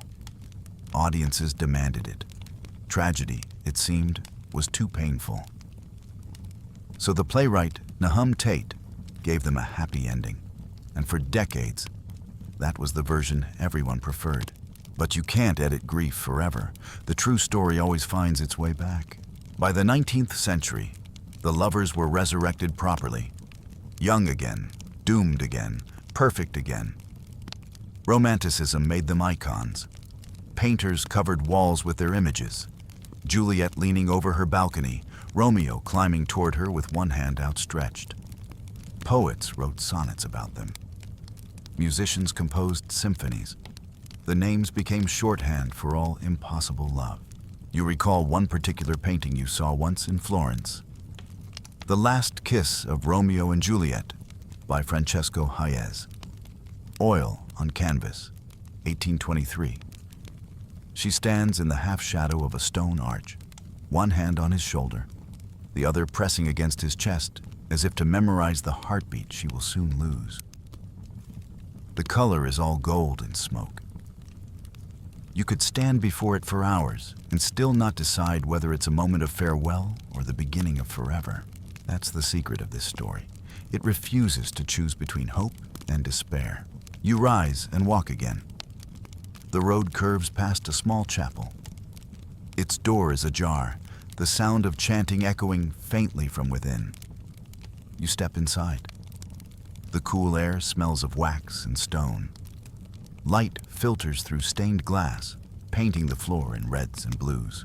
At the front, a priest kneels in prayer, but you stay at the back, near a fresco faded almost to invisibility. It shows two figures, their faces haloed in soft light. There's no dagger, no poison, just two hands touching. An inscription below reads, Amor est vita brevis. Love is life, brief. You trace the letters with your eyes, thinking how perfectly they could have been written for them. For all of us, really. Outside, the world is louder again. Vendors calling, carts rattling over stone, the splash of the river against its banks. You follow the sound back into the city. By midday, the market square blooms with color. Tomatoes the color of rubies, lemons bright as lanterns, bolts of silk shimmering in the sun. Children run between stalls, laughing. Somewhere, a lute player strums a familiar melody. A fragment from an old play, The Dance of the Knights. Shakespeare's ghosts have long since become commerce, but they don't seem to mind. You buy a small bundle of violets and carry them toward the old Capulet tomb, not as tribute, more as instinct. The crypt is quieter today. A guide lights a candle for you and leaves you alone. You place the violets on the stone sarcophagus and sit nearby. The air is heavy, still cool even in summer. You imagine Juliet lying here.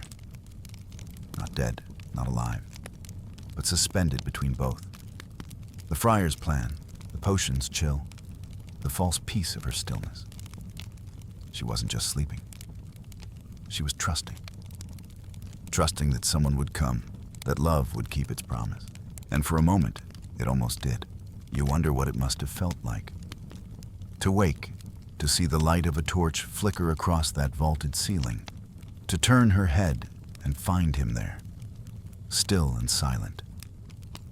To understand in an instant that the world had ended and yet kept on turning.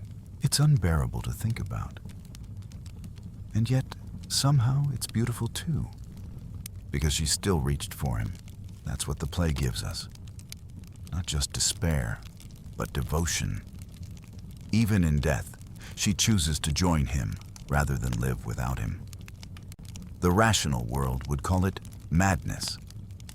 But poetry has never belonged to reason. You close your eyes. The candle flickers, throwing their shadows against the walls. Two shapes leaning toward each other, like lovers whispering across time.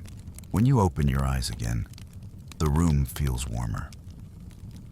The light from the small window falls exactly where the tomb curves, tracing its edge in gold. You stand, whisper something you can't quite name, maybe a prayer, maybe gratitude, and step outside. The afternoon is fading. Verona glows again. streets alive with evening chatter. You follow the sound of music to Piazza delle Erbe, where couples dance barefoot on the cobblestones. The fountain sparkles, the air smells of wine and basil, and laughter rises into the pink sky. It strikes you then. Life here has gone on for centuries. The city still loves, still argues, still breaks and rebuilds itself. Maybe that's what Romeo and Juliet gave Verona. Not tragedy, but permission to live louder afterward. You watch an old couple dancing together, their movements slow, careful, tender. The woman's gray hair catches the light, her face open with joy. The man hums softly, counting steps under his breath. They might have been children when they first met. They might have been strangers this morning. It doesn't matter. You think of the lovers again, not as symbols, not as statues, but as people. What would they say if they could see this square now? Would they regret or smile, seeing the world they never had the chance to grow old in? Somewhere, the church bells toll again. The old man twirls his partner one last time and bows. The crowd claps. The air fills with applause and the faint shimmer of twilight. And you realize, maybe that's the truest ending. Not the dagger or the poison, not the tomb or the statues, but this: laughter, movement, life. The story didn't end in death. It ended here, in the living rhythm of the city they once died for. You stay until the music fades, then wander back toward the river. The sky deepens into indigo, and the first stars appear, those same indifferent witnesses that once watched a boy and girl whisper promises in a garden. The adage glimmers, carrying the reflection of lanterns across its slow surface. You lean on the bridge's railing, breathing in the night. Somewhere below, the water murmurs, carrying everything away: the grief, the joy, the names, and yet somehow the story remains. You stand on that bridge for a long time, watching the water roll past, slow and patient, as if it has all the time in the world to remember. Verona's lights shimmer across its surface, each reflection breaking and reforming as the current turns. A barge drifts lazily downstream, and its soft creaking sounds like a sigh. The air smells faintly of stone and orange blossoms. A night wind stirs your hair. You stay until the bells mark the next hour, and even then, you don't move. It's the kind of stillness that makes you feel the whole city breathing.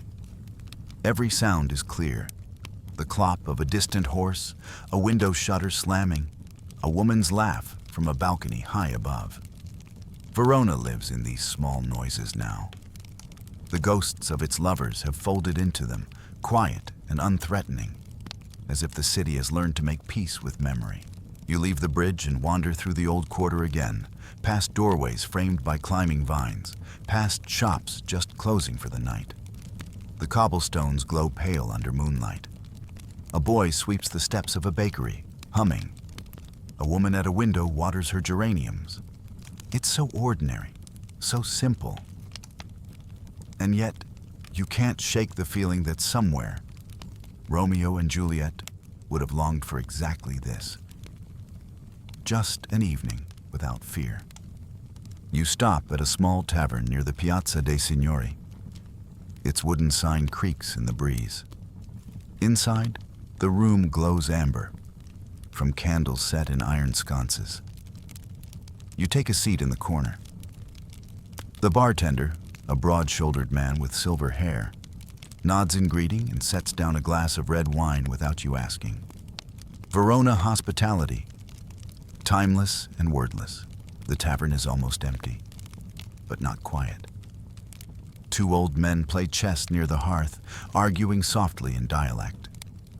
A girl with dark curls recites poetry to herself over a notebook, her lips moving silently. A young couple shares a plate of figs, whispering in the language of eyes and half smiles. You listen to it all, letting their fragments overlap like verses from different songs. It feels right that the story lives this way now, not on a stage, not in marble or museums, but here, among the living, in gestures and glances. The bartender notices your faraway stare. "You've been walking the Juliet Trail, eh?" he says in a thick accent. You smile. Something like that. He leans on the counter. People come from everywhere for her. They cry, they write letters, they take photographs. You know what I think? He lowers his voice. They don't come for her story. They come for their own.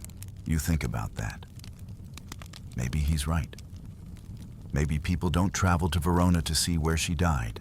They come to see proof that love, even when it fails, leaves something behind. He refills your glass and grins.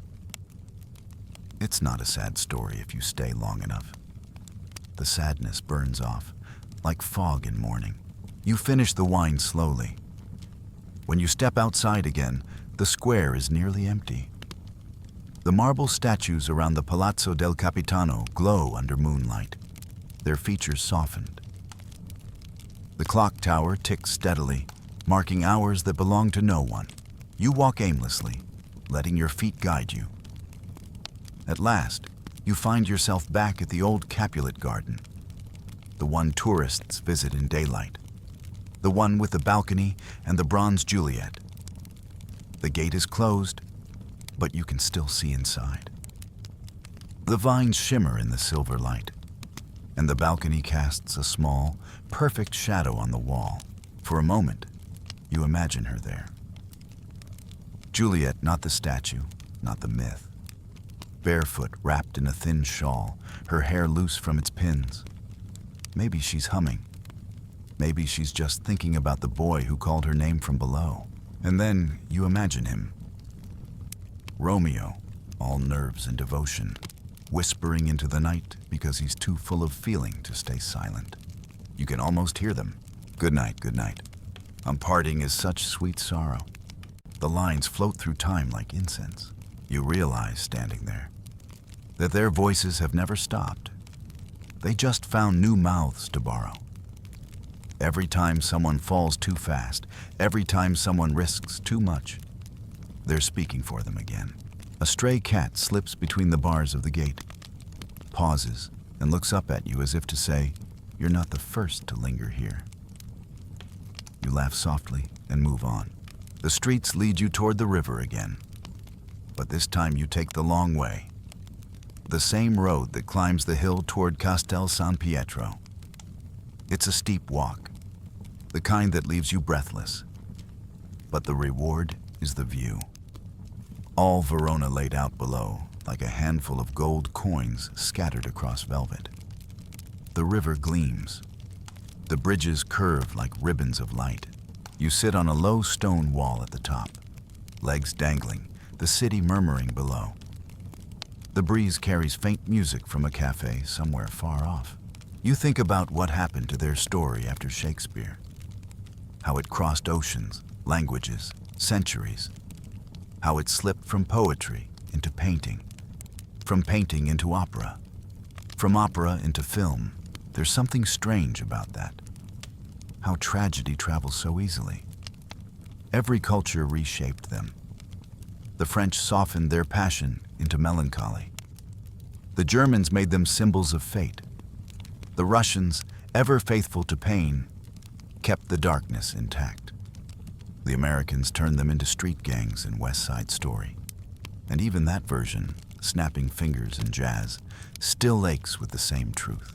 Different clothes, same heartbeat. You wonder if Shakespeare ever guessed that his story would outgrow him. The two characters he borrowed from a half-forgotten Italian novella would one day outlive every king and queen of his time.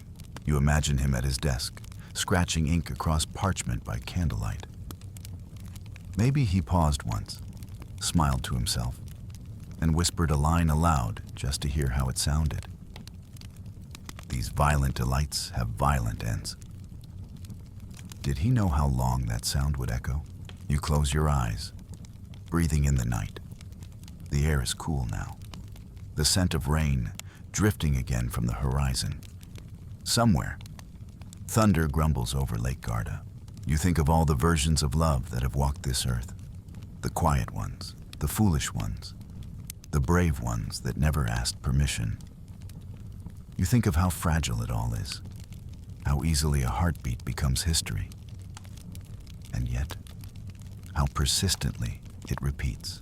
Love, you realize, is the only rebellion that never dies. You stay on the hill until dawn starts to tint the clouds in rose and gold. The first light brushes the rooftops below, turning Verona into a living painting. The city stretches, yawns, begins its day. You make your way back down, the cobblestones still damp with dew. The bakeries open one by one, the smell of warm bread curling through the streets. Vendors roll carts into the piazza, arranging flowers, violets, tulips, white roses. The world continues, as it always has. But beneath its hum, you can still feel the pulse of that old story beating quietly, stubbornly, like a secret that refuses to stay buried. It's there in the warmth of a stranger's hand, brushing yours as you pass. It's in the way sunlight slips through the leaves like spilled gold. It's in every quiet act of faith that dares to say, "Still I love," and maybe, just maybe, that's what they wanted all along. Not to be remembered as martyrs or statues or saints, but as a reminder that love, no matter how brief, makes the world worth watching again and again. The bells of San Zeno ring the hour once more. The sound drifts through the morning air, mingling with bird song, footsteps, laughter. You smile, whisper one last good night to a story that no longer feels tragic at all. And for the first time, you notice something small but certain. Verona, for all its centuries of sorrow, has never sounded so alive. You walk away from the river as the bells fade into daylight, their echoes mingling with the chatter of merchants setting up their stalls. The market is waking. The square smells of crushed fruit and hot bread, of damp canvas and morning rain. You stop at a cart piled high with peaches. Watch a vendor wipe the dew from their skins until they gleam. He catches your eye, presses one into your hand, and says, "Per la fortuna," for luck. You bite into it as you wander. The sweetness runs down your wrist, sticky and human. Everything around you feels ordinary, alive. It's exactly the kind of morning Romeo and Juliet never got to have.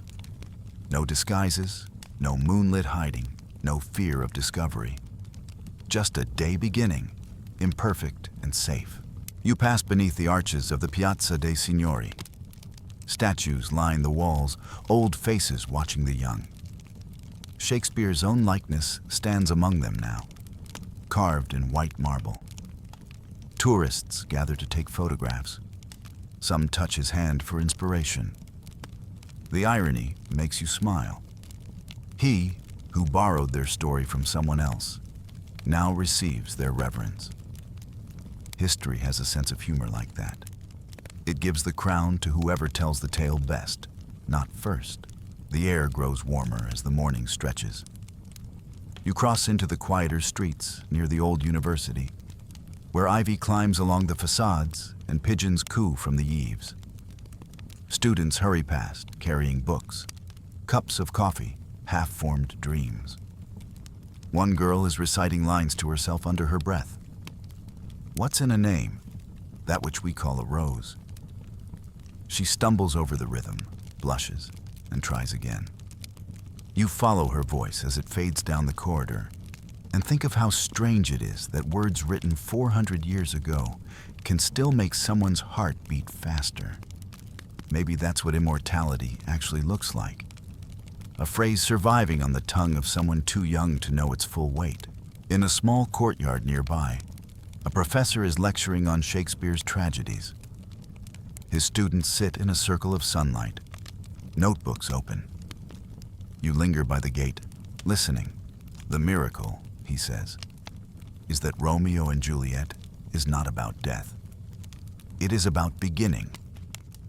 It is about what the world feels like when you see it for the first time. and believe it is yours. That is why they die young. Because innocence, by nature, cannot survive understanding. He pauses. The students are quiet. The tragedy, he continues, is not that they died. The tragedy is that everyone else lived exactly the same afterward. You leave them there, their pens scratching like rain. By noon, the city hums again. The Adige glitters under the sun, and the bridges fill with people moving from one side to the other. Lovers lock arms, tourists pause for photos. Pigeons dart overhead in flurries of gray. Life spilling everywhere. You stop in a small bookstore tucked between a bakery and a tailor's shop. The air inside is cool, smelling of ink and dust. The shelves are lined with editions of Romeo and Juliet in a dozen languages: French, Japanese, Arabic, Vietnamese. Some are worn, their spines cracked from use. Others are new, their pages sharp and untouched. The bookseller, an elderly woman with silver hair pinned neatly at her neck, looks up from her counter. "English?" she asks. "Yes," you say. She smiles knowingly. "You're looking for the lovers." She leads you to a shelf near the back. "Here is my favorite," she says, handing you a small leather-bound copy. "Printed in 1899. Look." She opens the cover. Inside, in faint pencil, someone long ago has written a note. "For my dearest, that we may never end as they did." The handwriting loops gracefully, the graphite smudged by time. You trace the words with your thumb, feeling the ghost of the hand that wrote them. "How many times?" you ask. "Do you think this story has been given as a gift?" She laughs softly. "Millions. We can't help ourselves. It's the only story we know how to tell properly."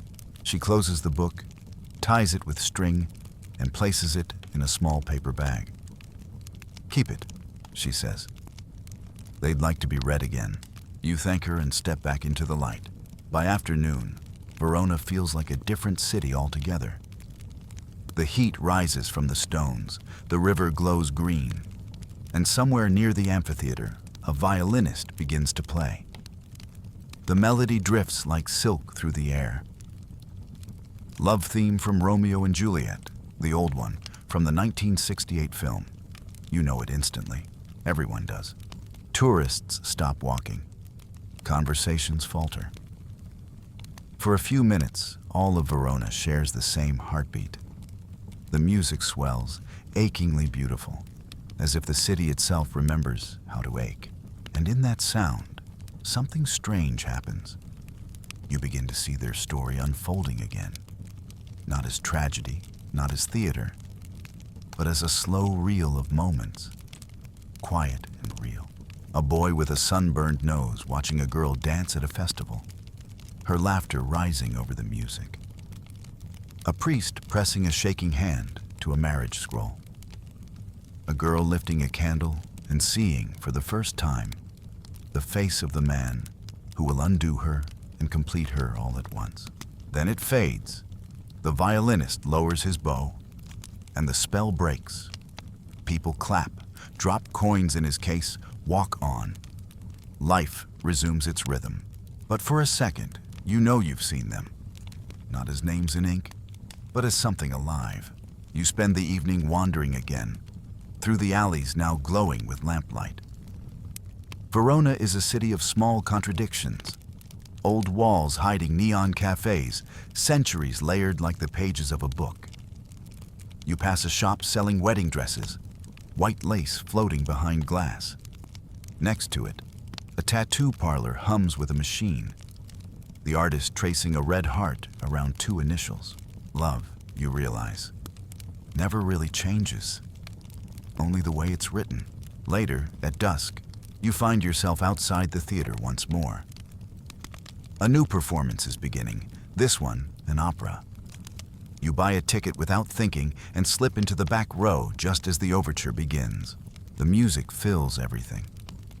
Strings trembling, voices rising. On stage, two singers step into their roles. They're older than the lovers should be, but their faces glow under the lights. When they reach for each other, it's not with youthful desperation, but with something deeper. A kind of knowing tenderness, as if they've already lived and lost and still dare to believe again. You sit there, unmoving, as the story unfolds in familiar beats. The balcony, the wedding, the exile, the potion, the tomb. You know every note, and still, it catches you. And when the final duet begins, soft, aching, inevitable, you notice that everyone in the audience is holding their breath. It's not the death that moves them. It's the recognition, the quiet understanding that love always asks for more than it gives. When the curtain falls, no one claps right away. The silence is full and fragile. Then someone sighs, and applause blooms. You slip out before the crowd, stepping into the warm night air. The streets glisten faintly after a light rain. The scent of lavender rises from the cobbles. You walk back toward your lodgings, past the river again, past the same bridges, until the city begins to empty. You pause at one corner to look back. Verona glows softly, golden and content, and you realize the story doesn't belong to the stage anymore. It belongs to this, the rhythm of life continuing, the thousand small mercies that follow grief. Romeo and Juliet are gone, but their city endures, and every pair of hands clasped in its streets is an answer to their prayer. That love, though brief, might last beyond the living. You whisper their names once more into the quiet. The sound barely moves the air, yet you swear you feel something answer. A faint warmth, a hush like a smile. The wind shifts. Somewhere far below, the river carries their echo onward. The next morning comes softly, the kind of dawn that doesn't quite know whether it wants to be day. A cool mist floats over Verona, blurring the roofs and bell towers into watercolor shapes. You wake to the sound of street sweepers brushing the cobblestones and pigeons cooing against the shutters. The city exhales in long, slow rhythms, the way a body does after tears have finally run their course. You step outside and begin walking before the crowds return, before the tour buses unload. The air feels washed clean, the scent of rain still clinging to the stone. You cross the river, pass under the Roman arches, and climb the narrow path that leads to the old cemetery above the city. You go there not to mourn, but to listen. The place is quiet, ringed with cypress trees that sway gently in the wind. Birds flit between the branches. Below, the city hums faintly. Markets opening, voices echoing, bells beginning their slow chorus. You can't see Juliet's tomb from here, or the Capulet house, or any of the places tied to their names. But somehow this hill feels closer to them than any monument ever could, because up here, love isn't marble or bronze. It's the way the world keeps rebuilding itself. It's the persistence of life after everything else has fallen away. You sit on a stone bench worn smooth by centuries of visitors. An old caretaker sweeps leaves nearby, pausing to nod at you. His broom makes a slow rhythm against the ground, like the steady beat of time itself. He hums an old tune as he works, one of those Italian songs that sound like a sigh set to melody. You catch a few words. Amore, tempo, addio. Love, time, goodbye. He finishes sweeping and leans on his broom. You came for the lovers? He asks, his voice gentle, not mocking. You nod. He smiles, eyes crinkling. Everyone does sooner or later. He tells you that even in his childhood, people would climb this hill and look out over the city, trying to see what they saw, to imagine the gardens, the feasts, the balcony, the secret meetings. But you know, he says, they were not the first. Verona has always made such stories. Before them, there was another pair, and before them another. Every generation makes its own Romeo and Juliet. He gestures toward the view below. That is the truth of it. We do not come here to see where they died. We come to remember what it feels like to be alive, enough to risk everything. Then he tips his hat, picks up his broom, and leaves you alone again. You look out over Verona and think about his words. It's true. Love stories are never new, only reborn. Maybe that's why this one endures. Not because it is unique, but because it is universal. Every heart recognizes itself somewhere inside it. You take the long way down, through gardens blooming with roses and lavender. The scent follows you as you re-enter the city, the noise of morning growing louder with every step. By the time you reach the Piazza Bra again, the cafes are open. You sit at a small table, order coffee, and watch the world go by. The arena rises behind you, solid and eternal. The same stones that once echoed with gladiators now filled with opera and applause. It's a reminder that everything transforms. Violence into art, loss into song, memory into ritual. A young couple sits nearby, laughing softly. He gestures too much with his hands, spilling a bit of espresso on the table. She teases him and wipes it up. They can't be more than 20. The sight of them feels like sunlight breaking through cloud. You realize that this ordinariness is what Romeo and Juliet never had time for. You finish your coffee and wander toward the river again. The afternoon light turns everything golden, every surface glowing as if lit from within. You pass a schoolyard where children are playing, their laughter spilling over the wall. A teacher is reading lines aloud from a play. You recognize the words instantly, for never was a story of more woe than this of Juliet and her Romeo. The children repeat the line in unison, some laughing, some solemn, none of them aware that they are keeping history alive with every syllable. You keep walking. At the bridge, a violinist plays once more. This time a different song, something slower, almost meditative. The notes drift over the water, curling upward like smoke. You stand and listen, your eyes on the current. The Adige carries fallen leaves downstream, small gold coins of autumn tumbling over the ripples. You think about all the people who have stood here before you.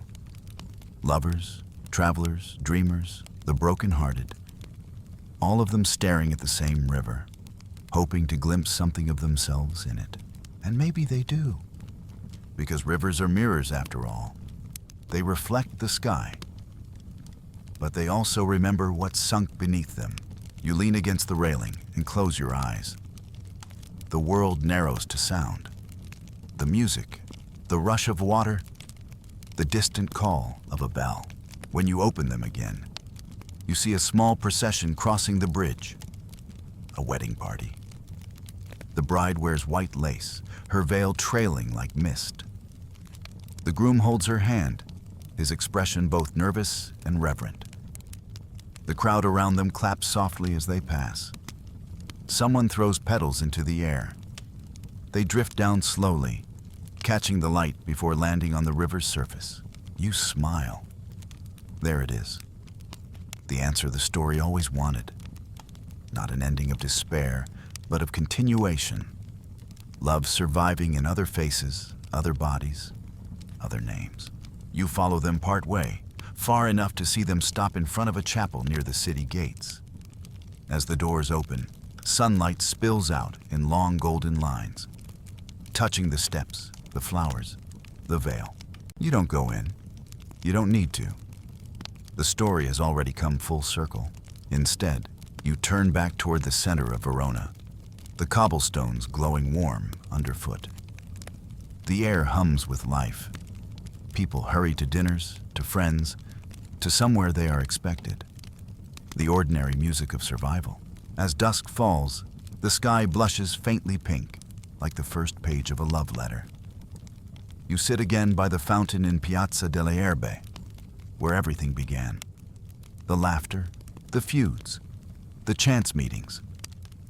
The water dances under lantern light, catching fragments of sound and carrying them upward. Footsteps, the clink of glasses, the murmur of conversation. You open the little leather-bound book you bought at the shop and flip to the page with the pencil inscription. The graphite glints faintly in the light. That we may never end as they did. You realize suddenly that this wish isn't about death at all. It's about gratitude. To love, even for a little while, and still have time left after. To keep living. To tell the story. To remember. You close the book and watch as the square fills with evening lights. Somewhere above, windows open, laughter spills out. The air smells of rosemary and wine. The city that once wept now sings. You lean back and look at the stars. The same ones that watched two young lovers centuries ago. The same ones that still shine above every new pair who dares to say yes in a world that warns them to wait. And for the first time, you understand that the tragedy was never meant to end in sorrow. It ends here, in this. The persistence of love through time, memory, and retelling. The bells ring once more. Verona exhales, and you whisper into the warm night, not as farewell, but as blessing. Good night, good night. Parting is such sweet sorrow. But this time, you know the parting is only temporary, because love, foolish and fearless, always finds its way back to the balcony. The last light of the day lingers like a sigh over Verona. Shadows lengthen, and lanterns flicker to life one by one, their soft glow turning the streets into ribbons of gold and amber. You walk slowly through the square, the air warm against your skin, the sounds of the city blending into a gentle hum. Distant laughter, a violin somewhere near the bridge, the soft splash of the fountain repeating its eternal rhythm. This is the hour when time feels suspended, when memory and presence blend. You can almost sense them again, not as ghosts, but as something subtler, woven into the air itself. Every window, every stone arch, every echo of laughter seems touched by their story. You stop at the edge of the marketplace and look toward the Capulet house, its shutters closed, its walls washed pale by centuries of rain. The balcony is empty now, framed by ivy. But for a moment, you imagine the curtains stirring. A girl leaning out into the night, her face illuminated by moonlight, whispering into the silence. She could be anyone. That's the trick of it. Because the story was never really about them alone. It was about everyone who ever stood beneath a window and called out to someone they shouldn't have loved. Everyone who ever chose hope in a world built on walls. You turn down a narrow street that leads toward the river. The smell of bread drifts from a bakery, still open, its window fogged from heat.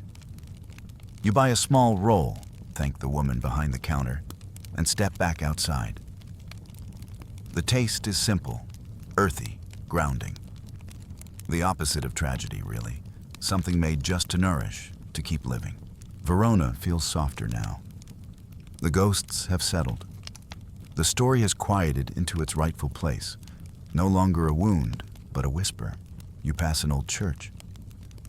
Through the half-open door, you glimpse candles burning low, their light flickering against the faces of a few people kneeling in prayer. You slip inside quietly, drawn by the stillness. The air smells of wax and cedar. At the altar, fresh flowers have been placed, white lilies and red roses. No plaque says why, but you know. Someone still remembers. Someone always does. You sit in a back pew. The wooden bench creaks softly beneath you. Above, stained glass windows filter the moonlight into shades of blue and gold. Dust motes drift through the air like tiny planets. You close your eyes and listen. To the hush, the soft echo of a whispered amen. The faint rustle of cloth. When you open them again, you find yourself thinking not of how they died, but of what they gave. The courage of saying yes when every rule demanded no. The foolish, sacred faith that love was worth the risk. The way they believed, completely, that feeling deeply was its own kind of victory. It's easy, centuries later, to see only the loss. But what if the story's meaning isn't in the ending at all? What if it's in the beginning? Those first glances, that laughter beneath the masks, that moment on the balcony when the world seemed small enough to hold between two hands. Maybe that's the real miracle. That love can exist so briefly and still echo forever. You leave the church and walk back toward the bridge. The city is quieter now. A soft wind rises from the river, carrying with it the smell of damp stone and olive trees. The water gleams beneath the moon, like liquid glass. You stand at the railing again, hands resting on the cool metal. And you realize you're not thinking about Romeo and Juliet anymore. Not as historical figures, not even as characters. You're thinking about the people they've become in every retelling. The faces we borrow when we speak of love, too big for the world. Their story became everyone's story. You picture them not in the tomb, not in sorrow, but walking together through some endless dawn, hand in hand, the air around them clean and quiet. No feud, no fear, no fate to chase them. Just sunlight on their shoulders, the smell of earth after rain, the sound of laughter carried on the wind. It's a fantasy, maybe. But what is love, if not the best kind of imagination? You smile, and for a moment, it feels like the city smiles back. The bells toll again. Slow, deliberate, familiar. The same sound that has followed you through every part of this journey. Each note a reminder that time continues, that the world keeps spinning, that the story, somehow, never ends. You start walking back through the sleeping city. The streets are nearly empty now. The lamplight flickers in puddles left from the evening rain. Somewhere, a shutter slams, a dog barks, and then all is still. You pass the statue of Juliet one last time. In the moonlight, her bronze face looks almost alive, her eyes half closed as if lost in thought. You rest your hand lightly on hers, a small, silent thank you, and whisper, "Sleep well." And in that quiet, you hear something faint, almost impossible. A heartbeat in the air, soft and steady. The sound of a city that refuses to forget. You walk toward your room, the streets unfolding before you, like the last lines of a poem you already know by heart. The night presses close, not heavy, just certain. The world feels both older and newer than it did before. When you reach your window, you lean out into the cool air. The sky above Verona is clear now. The stars scattered like fragments of broken glass. Somewhere, someone below is singing. A low, sweet melody about love and distance, about time and return. You close your eyes and listen, letting the sound carry you. It's not sad. It's soft, like a promise kept too long in silence. You realize, as the night deepens, that Romeo and Juliet was never truly about death, or even about love alone. It was about the fragile miracle of being human, of daring to feel everything, even knowing it might end. And perhaps that's why it endures. Because every time someone tells their story, whether in a play, a painting, a whispered bedtime tale, it becomes a prayer for all the hearts still brave enough to try again. The city hums, the river turns, the stars blink slowly overhead. You think of the final words the friar once spoke, his voice trembling in the tomb. A greater power than we can contradict hath thwarted our intents. But maybe that greater power was never cruelty. Maybe it was the simple truth that love, once born, can't be undone. You rest your head against the window and whisper one last good night. Not to them, not even to Verona, but to the part of yourself that still believes in such things. Outside, the bells toll the final hour, and the world, gentle and infinite, keeps on dreaming. Wind down, approx 300 words. So now, as the streets of Verona fade into quiet, you let your breath slow. The story rests. The lovers, long gone from flesh, drift somewhere softer now, beyond feuds and families, beyond words and endings. The air that once carried their whispers carries yours too, in small, invisible ways. Outside your window, the night moves with patience. The river folds over itself, endlessly, the sound like a lullaby written by time. The stars hang low and forgiving, their light scattered across the rooftops. You can almost feel the centuries settle, like dust in an old theater after the applause ends. The stage is empty, but the warmth of the story lingers. You're not sad exactly, just quiet, full. You think of Juliet's words. My bounty is as boundless as the sea. And realize that she might have been right in ways even she couldn't imagine. Because love, once spoken, doesn't vanish. It ripples outward, through pages and hearts and years, until it finds its next listener. Maybe that's you. You let the thought drift. The night feels wider, deeper. The hum of the world softens until only your breathing remains, steady, calm. And somewhere in that silence, you hear it, the faintest echo of a line that has never stopped being said, in every language, every time. Good night, good night. The words fade into the dark, gentle as a promise, carrying you into sleep.